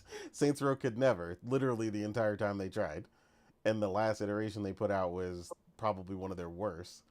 And that's why nobody really does it. And because somebody asked that the other day, like, why does no one imitate these other games? And it's like, well, because ain't nobody got 10 years and $700 million and ultra talented devs to be invested in trying to make a Rockstar clone, bro. Like, exactly. People want a Rockstar clone, but they want it fast. They want it in like 3 years. I'm like, y'all are so. Ugh, jeez. Look at Dante's Inferno. People actually shat on it and called it a God of War clone, and it's like that would be like saying that the same games within the same genre are just clones, like, you know, Battlefield and Call of Duty. Like, yeah, they're both military, but Dante's they're both Inferno different. Was fucking they fire. both have guns, you know. Dante's Inferno was fucking awesome. Loved it.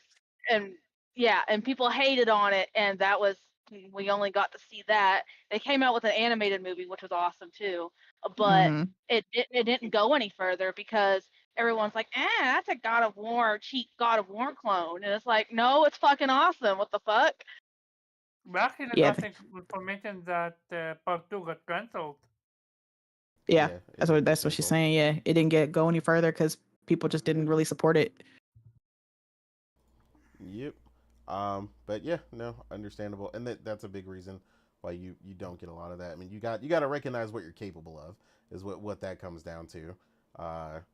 The reality is most studios don't have what it takes to make something at the level and quality of the God of War reboots.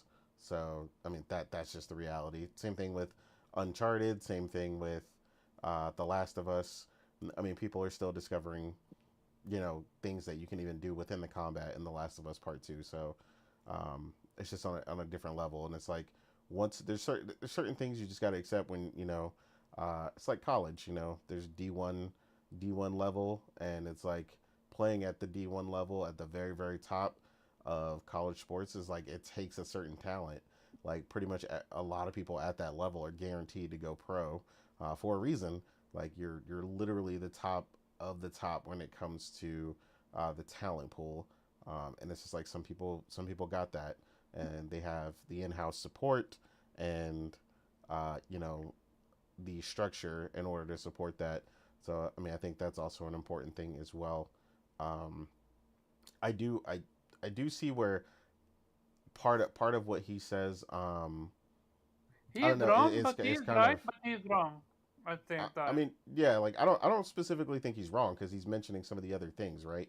One of the good things that's coming out of this are those new studios and people realizing kind of what Morgan was saying, like you can make you know, a lot of great games with less money, right? And as some of these studios are getting shut down, you're getting basically freeing up a lot of these veterans to come together to make these new studios who have the tools now to make, you know, a much larger game with less people and realize that dream of making that game that would have gotten greenlit, you know, i.e. For example, you know, Expedition 33, like when he said it would have took years to get a game like that, you know, greenlit. I mean, Dispatch, I think less so because, I mean, it's ad hoc, but I mean, they made games like that. But yeah, I mean, even that came from a new team. But and Exodus is going to be another one that's coming from former devs of another team. So I think the industry is kind of balancing out one way or another, even though these teams are kind of getting pushed around. But yeah, I think, like Morgan said, I don't think the AAA industry is going to collapse. I just think what's happening is the people who are very good at it are being rewarded more, and people are becoming gamers are becoming more aware of who's not really worth it, especially those day one titles, right? You really got to prove that you're worth it and you've got the quality behind you if you're looking to charge me $70 to $80 for your title. Also, another thing is when they release games unfinished and then later they fix them, and then you're like, but the day one people get fucked over because of that. So it is a whole conversation to be had. And Muggle made another great point, which is the cost for the games. How What's much that it sound? cost to be It sounds like a released. pachinko machine. Oh, Ah. sorry about that. It does put into perspective where things are right now. Another thing is um fuck up not to say sales, but like are way more focused on than actual achievement. Like Concord got beaten to death. A studio closure get beaten to death when the game doesn't do amazing. But when a game don't do amazing, sometimes you hear about it. Most of the time you don't. And another thing is, yeah, you said it. They need to stop chasing trends. They need to start allowing their developers to just cook. Like, trust the formula, trust the process. Like, they are developers for a reason. I will never forgive Rocksteady how they went from what they were with the Batman, uh, arguably one of the best superhero games, to what they are now with whatever Suicide Squad and the other Batman game is. It's Well, like it, another thing to consider about like what you just said right there, something to consider also is how many of the people that worked on the Arkham games are still on that team, and how many of them are new. oh yeah, apparently Yeah. Rocksteady is a for actually a of his former self. So like you can still have the name of a dev group, but if the team is completely different people, you're technically not getting the same team. You're just having the same name. Yeah, BioWare is running into that problem right now. So I definitely Nah, Mass can Effect 4 about understand to that. bang, bruh. You just BioWare is don't fucked. believe. I BioWare hope is they do. fucked. Don't But worry, sorry, I didn't mean to interrupt you, we Omar. got Exodus. No, It's okay. no, I'm more than happy for you to talk. But yeah, that's my thoughts so far. Cool. Kate, did you have anything else you wanted to add? When we were from the original, I think topic was talking about what Colin had said, right? Yeah. Um, and I'm with you on. I always saw AAA like you can even go Google it, right? And it's exactly what you said. Is that AAA is categorized by the budget on what was put into the game and marketing as well. Mm-hmm. So so it doesn't always mean quality. It just means how much money was spent in the game for the game. Um, but at the same time, it's like when you hear so much money is getting put into a project, you want to have like this higher standard that you Yeah. want to judge it off of, because it's almost like there's no excuse, you know? Yeah, I Like agree. we should expect higher quality from AAA, but in reality, that's what we expect. But in reality, AAA is only categorized by the budget that was put into the game. Um, and I think right now, AAA is. I think they're going through a learning process in a way. They're seeing all these lower budget games, which, like we just said, does not mean lower quality. It just means not as much money spent. Mm-hmm. Um, having these lower budgets and people like it's gonna be game of the year if we're being honest. Um,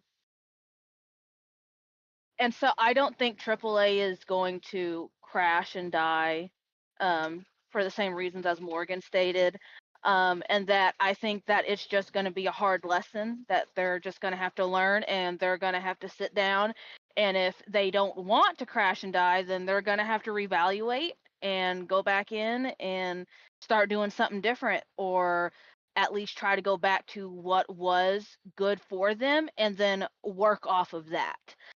And I also do believe, like, just from observations, this is more anecdotal than anything because it's coming just from my own personal observation, is that I feel like today, now more than ever, is that we are seeing more indie titles get highlighted. We're seeing them come more to us rather than us going out and looking for them. And I also feel like there's more being produced just in general. And so like AAA, they're going for bigger and longer games, and like they're working like might be 5 years before you see another big title.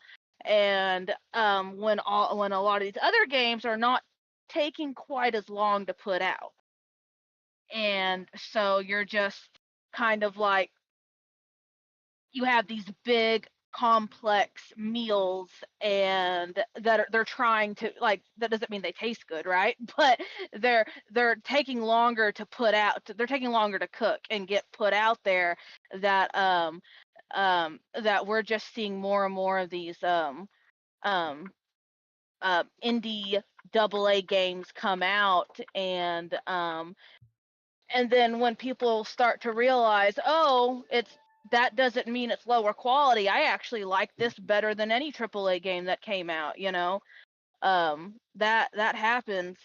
And with more and more putting out, you're getting more and more people to go out and experiment and to try these newer games and to maybe try to get into what's how do I say it? Like you get more and more people that are trying the indie scene, like Morgan. She's, you see her on an indie game more and more now, and just fully embracing, when some people are more hard pressed to stay where they're comfortable with. And now we're experiencing this time where I feel like a lot more people are going out now and trying games that are other than AAA. So No, I agree. Um, and then Viper, did you have anything you wanted to add? Yeah, as many of y'all said, the big fad is the forever game. They just want to get in your pockets, make that money. That's the number one reason why it appears to be dying. But I wouldn't say that it's dying. It's just getting more difficult because of the rising development costs. It used to be 100 million was set to make a really good game. Now it's what, over 400 million and rising. Just as Kay said, the more money you put into a game does not mean you will make a killing when that game comes out. And that's what people are thinking all the time. Like Square Enix, for example, always overthinking how much of a killing they're gonna make, and then they get disappointed when it's like 3-4 million, and we're like, that should be good for you, right? No, we was expecting 120 million. I'm like, what? No, that's not how that works. You don't put 120 million into a game and expect to get all of that back. It's just the rising cost is a problem. No, Morgan I also agree. pointed out, Expedition 33 showed me it doesn't take a lot to make a really good game. It really doesn't. And also mergers don't help because the smaller companies are getting gobbled up by the bigger companies. You have no more smaller companies to fill the gaps in between the big AAA games. So now everybody is sitting on their ass waiting for the AAA games to come out. I'm glad that there are still indies that come out every now and again, because I got to clean my palate. I play a lot of 100-hour RPG games, and playing like 3 or 4 of those in a row, I need a puzzle game. I need uh, a small little game that's like 8-9 hours to just a mindless game that I can just play, kind of like Pac-Man. Yeah. Um, Another thing is that kind of a crash we're running into because all of these new games that are coming out now. Let's just say the peak of what a AAA game acts and feels like and looks like is anything made on a Decima engine, and nobody can do that but the people who were using the Decima engine. So with Kojima, with Death Stranding 2 and Forbidden West, people see those as kind of peak like God of War, kind of up there a little bit. That looks good, but it doesn't look as good as those two. And a lot of people think that they can try and imitate that, and not they can't. You can't imitate unless you use the same engine with the talented devs that they're using over there. You're not gonna. Avowed tried, they fell short. Um, and nobody else will come remotely close. But yeah, I like I said, I think indie titles. Fist was a good one for me. Uh, Danganronpa here and there. Um, some yeah, and that's pretty much it. It's not. I don't think it's dying. I think it's making it very difficult, and they're doing it to themselves. It doesn't have to be that difficult. Just let the developers make what they want to make. I promise you, they won't have to spend 450 million on it if you let them with their ideas. But if you're listening to the people in the boardrooms, they're gonna be like, "Yeah, you got to spend this much money, and we'll get this much back." No, it don't work that way. Just wish they knew that. Yeah. No, I agree. Weeb, did you want to add any final thoughts? Man, after all that trash talk, no. Um, yeah, I mean, I'm in agreement with pretty much everything you guys said. It is. I don't believe AAA is dying. There's a place for both type of games. Um, it's indeed. I think the problem is that we're still suffering from the after effects of COVID, right? Because they have like there was a boom of gaming because everyone was at home. They invested heavily in gaming. They sort of expected it to grow infinitely, and obviously that wasn't going to happen. And obviously it was a bubble that was going to burst. And now we're reeling from because that's the reality. Like games, especially AAA games, take years to develop. So those games were greenlit during COVID, and now they're all coming out at the same time, and now you suddenly realize the market is a lot smaller. Your consumer base is a lot smaller, and even by those standards, like that's kind of sort of the gold rush thing. Like everybody's gonna go out and think they're gonna strike gold. While there weren't that many consumers to begin with. Like like I said, the biggest factor is time. People can't just play everything, and especially if you're going all in on the forever games as Viper called it. Yeah, I mean, you gotta, you gotta convince people to spend, all their time in that, and you have so much competition going around there, and it's very, I mean, they make it look easy, like the ones that succeed, but it's very hard to do so, and that's why chasing the dragon seems very tempting, but is often met with failure because it's very hard to crack that code. It's and especially if you're forcing a studio that's not comfortable with that used to make single player games like Q Rocksteady, like they will inevitably fail in doing so. That's why, and again, I agree with you guys. Like, make developers let developers make the games they want to make. And they will succeed more often than not. And yes, there will certainly be games that fail, underperform, that despite being well perceived, didn't do very well. I mean, that always happens. It happens with movies too. They're I don't know, like Mad Max Fury Road is probably one of the best action movies ever made, and that movie didn't do as well as it should have done. It doesn't mean that if you make something great, it will be successful. But if you don't try to make something great, you will never be successful. That's, I think, the most important lesson from for everything. You should at least try and like people can see it. People can see that you're passionate about and you're putting in all the effort and you want to make a great game, and that generally rewards itself. And if you're not, if you're just making it, by committee, if you're just making a cash grab, or trying these days making it by AI, well, people will punish you for that because you'll get low quality slop, and people don't want to spend their time on that. And I think that's again the most important factor. Time is limited, and as a gaming audience, ages, yes, the people are always talking about, kids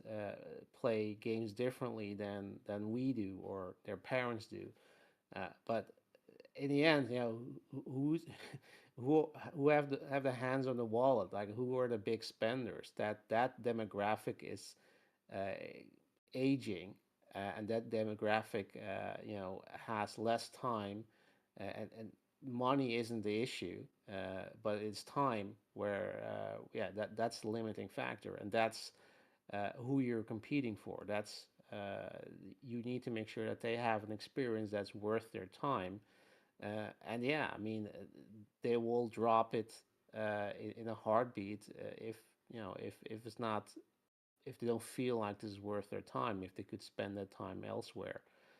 Yeah, that's what they have to contend with. And again, I think there's a place for both, for indie games, for double A, for triple A, single A, quadruple A, whatever. Um, you know, it's just a matter of make a great game, and people will likely reward you for it. And yeah, do make sure you spend as much as you're comfortable with getting out of it, right? Like, don't go spending hundreds of millions of dollars for a game, um, where you have absolutely no guarantee it's ever gonna make that money back. Like, talk about you, Square Enix. Like, you really need to scale back. Like, do a little less mini games, and maybe you have a more modest budget, and you can still deliver a great quality experience, and you won't be disappointed with the results this time around, because you match the budget towards the realistic expectations you're gonna get from that game, and that's what you need to do. Like, don't overindulge, don't spend too much more than you need to, but make the game you want to make. Yeah, and yeah, that's always the case with you gotta you gotta spend money to make money, right? Like the same way with like with movies. If you make a low budget art movie, yeah, I mean, that's what you want to make. And yes, you're not going to expect that movie to be a blockbuster and make $1 billion. Then yeah, that's not going to happen. But that's not what you set out to make. But if you're spending if you want to make $1 billion, you probably have to spend hundreds of millions of dollars, to make a movie that looks like something that would draw audiences, across the board to your to cinemas, and spend on marketing to make people aware of that movie's coming out. So yeah, I mean, that's the way it is.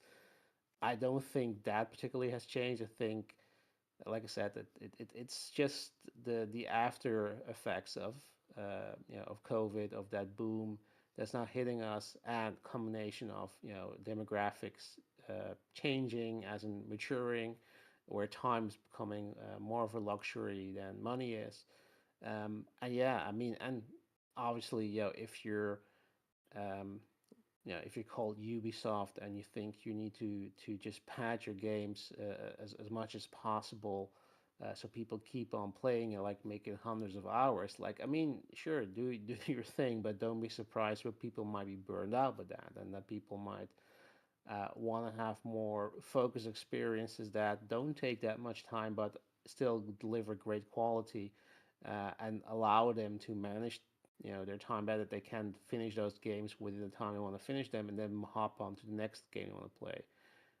Yeah, I think that's the reality we're living in right now, and maybe that's always been the reality. And I think nothing really changed in that regard. It's quite an exaggeration to say that AAA is dying or needs to change or whatever. I think we just need to sort of get back to normal, get back to the basics, Agreed. understand that yeah, that this is how it's always been. Want to make a AAA game, you have to spend a lot of money, but you also stand to earn a lot of money. And yeah, sometimes you're lucky and you make an indie game and you earn a lot of money, and sometimes you're unlucky. You try to make a AAA game and it flops. And sometimes, yeah, hindsight is 50-50. But like you know, like with Concord, everybody and their mom could have told you that that game was going to fail. Uh, I think there's a thing called false positivity or Oh toxic yeah. optimism. Like, yeah, that definitely happened there. It's a thing. It happens. Like, and there's so many terms like sunk cost fallacy, where you just like, okay, we spend so much money, we got to keep spending money. Because we can't afford to not release it now. But at some point somebody should have said like, yeah, this is not going to work. And hopefully, at least, I mean, it's a very expensive lesson, but at least it's a lesson they seem to have learned to a degree. At least we're not hearing them that much about the service push. So I hope that yeah, that sort of, again, we're gonna get back to normal. So yeah, that's my take. Cool. No, I agree. I think everybody Oh, made by a the way, Weeb, lot of really good points. your mic sounds a lot better. I don't know what you did, but it sounds good. Well, I hooked it up to my laptop instead of my phone, because my phone was Oh, always okay. dead. Gotcha. Okay. Yeah, that made the difference. Yeah, it's crystal clear. It sounds fantastic. I will do that next time then. All right. But yeah, all good points by everybody. That is going to bring us to the end of our show. One final question. Yeah, I go know ahead. everybody want to get out of here this late, and No, you're good. I Go know ahead. over where Weeb and them are. Man, I respect y'all, because when I was over there, it was super late. I'm like, how the fuck do y'all do this? But so everybody is a fan of certain. I wouldn't say develop. Well, for me, there's a certain artist in music that I've been buying their music for so long, and I know it's good. No questions asked. I'm gonna flat out buy it before I hear it. Everybody has that with their music. They have that with their movies, and I know we have that with our games. What was the first game that you trusted unequivocally and purchased, and then when you played it, it was like, oh hell no, just no explanation, just name the game. FF16. You said the first game Final Fantasy just any 16. game? I think is it. Legit. No. I'm asking you. Are you saying the first game that we ever experienced that, or The or first any game game? that you flat out bought thinking it was going to be fire because you Mm-hmm. absolutely trusted the people who made it, and then you played it and was like, oh hell no. Okay. I don't know about the first, but yeah, I'm gonna agree with Omar. Final Fantasy 16. Because 15. Take your pick. Take yeah, your or poison. 15. Yeah, 15. Matter of fact, because I thought 15 was gonna be some heat. Yeah, that's probably the biggest drop in trust ever. Is That's like, what it dropping trust. There you go. Perfect. yeah. So Final Fantasy 15 is where it started, and 16 just dropped it worse. But Knockout blow. Yeah. yeah, but 15 was exceptionally bad, especially because they spent like the next 3 or 4 years fixing it to what it should have been. And I was Should have like, been. Yep. how dare you? So yeah, I'll say them. Because Square Soft was no problem. I could walk in a store see a game I missed from Squaresoft, pick it up and no problem. Like as long as I knew I was down with the premise or whatever, I could tell you the game was gonna be heat. So Like yeah. you always bought a game from the name Square Enix alone. Yep. For me, it was remake. I bought Rebirth anyway, but I never touched it. Mm-hmm. Yeah, that's definitely one. Trying to What about you, figure Amanda? out. Maybe like, what was it for me? Maybe the first Assassin's Creed that went like crazy, bad. Like after Unity? the Ezio trilogy. No, yeah. I mean, no, it was probably There was like one before that. yeah, it's probably like Syndicate or Rogue, and I was just like, what is this? It's like Assassin's Creed franchise was so peak, and then I was like, what the hell are y'all doing? Like it just started going downhill. It's just like they didn't give a fuck anymore. After Desmond died, it was just like they were just like, well, what do we do? I don't know. Assassin's Creed makes a lot of money. We should just keep doing it. Oh, okay. And then that's what they did, and I was just like, this is not the quality that I expect from Ubisoft. And I know that's a crazy thing to say now because it's Ubisoft now, but they used to be peak, man. They used to be peak. But yeah, that was probably it for me. I was so sad. I was like, what is happening? I thought, okay, maybe it was just a time thing. Next game came out, I was like, oh my god, this is the future, isn't it? This is it. I weeped a little bit over remake. I was pissed. We all did. But that was really your first one, Viper? Come on. No, yes, it was, because every other game that I bought, Square Enix is my thing, and Atlas is still my thing. Everything I bought from Squaresoft, like Enix said, and it's Square Enix, I played it. No issues. Final Fantasy 10, 11, 12. I even like 15, but and I haven't touched 16. But when I heard that 7 was doing a remake, I was so hyped because 7 was my ultimate. And when I got the remake, I was like, why? Wait, you never played 16? No, Okay, I still haven't touched 16 yet. I don't want to. I don't blame you. I blame you, but I don't blame you. You should suffer like us. Yeah, maybe we'll see. Cool. Weeb? Yeah, Weeb. Oh man. If you have one that you can think of. If I have one, yeah, come on, man. Yeah, the thing is, because I kind of skipped the PlayStation generation because I was a Nintendo fanboy back then. So oh man. There's always like you're just late to the party. Like okay, I play like I don't know Devil May Cry 4, and then you get the trilogy, and then you play Devil May Cry 2, and what the fuck? 2 should be it, right? Yeah, two should be erased from history. Yeah, that was so. I remember that one. Yeah. If I'd say chronologically, I don't know, maybe.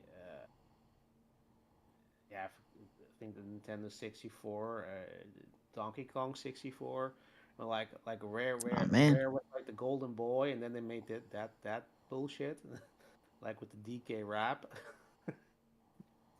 Damn. I love how we all disgruntled Square Enix fans. I'm not, because I was never a Final Fantasy. No, you still don't fuck with 16, so you're like us. I mean, yeah, I do think it's definitely a betrayal of the identity of Final Fantasy. A few as I've played, like this just ain't it, It's made for nobody, and that's what you get when you try to make a game for everybody. Nobody's gonna like it. Yeah. I like that one. Yeah, it is made for nobody. Yeah. What about you, Kay? I don't know. I never really got into Final Fantasy, so I can't join you guys on that. But I'll help you. I'll gladly help you burn the building down. But what's your honest opinion? What is the one game that's awesome. That you Hold on. trusted? The type of person you can call and go, hey, Let's go do a job. No questions asked. Yeah, let's go. Let's go do it. Yeah, yeah. Don't even know I'm what we're like, doing. yeah. Just let me know what to bring. Do I need the ski mask and the shovel? I mean, just let me know. Do I need to bring the gas tank? I can bring an actual tank with me, made of Lego, just to be correct. They Oh, won't he find trying a to fuck thing. people's feet up. Yeah, he is. He said that they won't know what hit him. Put the Legos out. Damn. But I'm curious, Kay, what game you bought you thought, oh, this is gonna be day one and end up flopping? Trying to think. Let's see. I know. Well, I'm gonna say. Do I say it? I mean, there are games that like we talked about, like I think Viper was specifically talking about that you have a trust in, whether it's the studio or the publisher, and then they put out a game and you're like, oh fuck, like you're disappointed. That's it. I would probably want to say, I don't know if I'll get hate for this, but that last Tomb Raider game that came out. Nah, shut up. The Tomb Raider is Ooh. trash. It's Ooh. absolutely dog shit. I don't blame you. I don't know. Like, That, I I mean, liked that's it a little that's a bit. really good I one. get, I get it. I thought you were gonna go get to it. Gearbox. I definitely get it. Yeah, no, that is a it's good one one of those though. things where I wasn't like, how do I say this? I wasn't like furious. I was just kind of like disappointed, Yeah. Oh man. and I know how you like felt. I feel like it just didn't really, like, it didn't have to be better than the others, but you know what I mean? Like, They had at least one the job. same level of Yeah, they it. had one And job, and they fucked it yeah. up. Yeah. By the way, I'm surprised you didn't say any of the Borderlands that were disappointing. Oh no, You you're forgot right. You're those, right. didn't you? You see, I memory hold it. It's that bad. Yeah, fucking But Borderlands 3. Yeah, I was so okay. That would be the one that I would like raise hell against and burn that bitch to the ground. since Was you're into Borderlands horror, 3 was such wouldn't it a be Alien disappointment. Colonial Marine? Do what? Since you are into horror, wouldn't have been Alien Colonial Marine the game that was disappointing for you? There's nothing scary about that game aside from actually playing the game because it's so bad. But I mean, if you're talking about Gearbox, like, I mean, I didn't have any high expectations of them, but come on, when I played Duke Nukem Forever, I was like, dude, Oh, really? that one. I didn't play it, but I feel bad for the people that did. Yeah. Thank you, Omar, because I did. Yeah. I had to suffer through that game. I even Oh, I bought feel the so edition sorry of for the you. game, motherfuckers. Oh no. Cool. With that, we're gonna go ahead and get up out of here. It was fun. It's been great conversating, but it's time to go and get back to these games. So, with that, Viper, where Hell can the people yeah. find you, sir? Shit, it's been so long since I've done. I can't. Okay, so at Reap Viper on Twitter, and Viper Reap's Corner on YouTube. I don't even remember what my Blue Sky is. I think it's Viper Reap. I'm not sure, but I'm on Blue Sky as well. And I haven't said this in a minute, but I'm slithering back into my corner. Hey, let's go. Weeb, where can the people At least find it you? came out. You can find me on Vero, the planet that Metroid Prime 4 takes place. But other than that, you can find me on Twitter and the Blue Sky as the Weep Sheriff at Infinite Rhizome. And funny enough, I'm not really tired, so I don't know. It's that new game. And what I want to say is because of the company, but sure, Morgan, that's the new game. And Maybe it's alcohol. I can agree that we all refuse to call X Twitter X. So Oh yeah. Yeah, no, yeah. I Twitter for never life. say What is X? that. It's Yeah. so stupid. Twitter for Only life. people who eh? actually are on Twitter call it Twitter. Like if you call it X, you're not using it. Exactly. Mm-hmm. But yeah, All Nation. Otter Otter Nation. Nation. Otter Nation. Oh damn, that's new. I forgot about that. Oh no, you're Go you're ahead. you're good. Oh, That was before my time. All right, cool. Kay, where can the people find you, ma'am? You can find me on Twitter at Kaylee1103. I believe I have everyone's at least for Twitter, down at the bottom of the screen. You So if you don't do. know how to spell it, there you go. There you go. So you can find me there. And it's been great being back and talking with you guys. And Hell yeah. I hope to come back more often, for sure. Yay. But yep, Otter Nation. Otter Nation. Morgan, where can the people find you, ma'am? Yeah, you can also find me on Twitter at Chill Bandit. And you're definitely gonna be finding me on PSN at Chillbandit336 on this Octopath. Man, it's about to be straight Octopath all December. But that's the way I like it. I'm actually kind of glad it came out in December. I got a whole month to chill on it. But yeah, keep it gaming. I'm pretty sure PlayStation's gonna be releasing these wrap ups anytime now. Yeah, So they are. we're gonna see some people who were capping all year. All of a sudden forget to share that. So it'll be funny. But yeah, I can't wait. Next week, Game Awards, fun times. So we'll see Expedition walk away with that W. Absolutely. But yeah, Otter Nation. Otter Otter Nation. Nation. Otter Nation. All right, and Omar, where can the people find you, sir? Okay, I legit gotta say it. I love how everyone is doing their outro and ends up with Otter Nation. Everyone repeating it like a fucking cult. It's so funny. I This man. can't. It started one time and then every single time it continued. But shout out to everyone that came through. Shout out to the crew. And special shout out to Kay and Viper for joining. And yeah, I want them to join more. You can find me at Caravan Culture on Twitter and Vitamin G Podcast every Wednesday, 8 p.m. Eastern Standard Time. See you next week and auto donation. All Otter right. Nation. And I am your host, Innate, or known as the Real Innate on Twitter and Blue Sky. Again, it should be an awesome time either making fun of Jeff's show or enjoying Jeff's show next week. We will see. But either way, it's been an amazing year for gaming. Lots of amazing games to play. Absolutely. I literally cannot finish everything that I've been playing before the end of the year.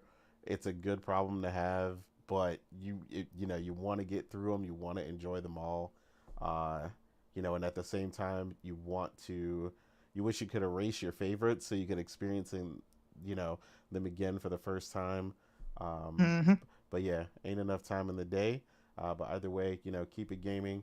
Shout out to everybody that came through in the chat. Everybody was talking it up, bringing up some great points in the chat. But yeah, like I said, some real gamers came out.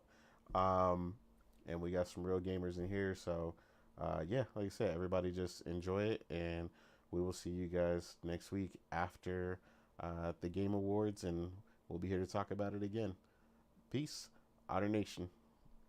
Otter Nation. Otter Nation. Auto donation at the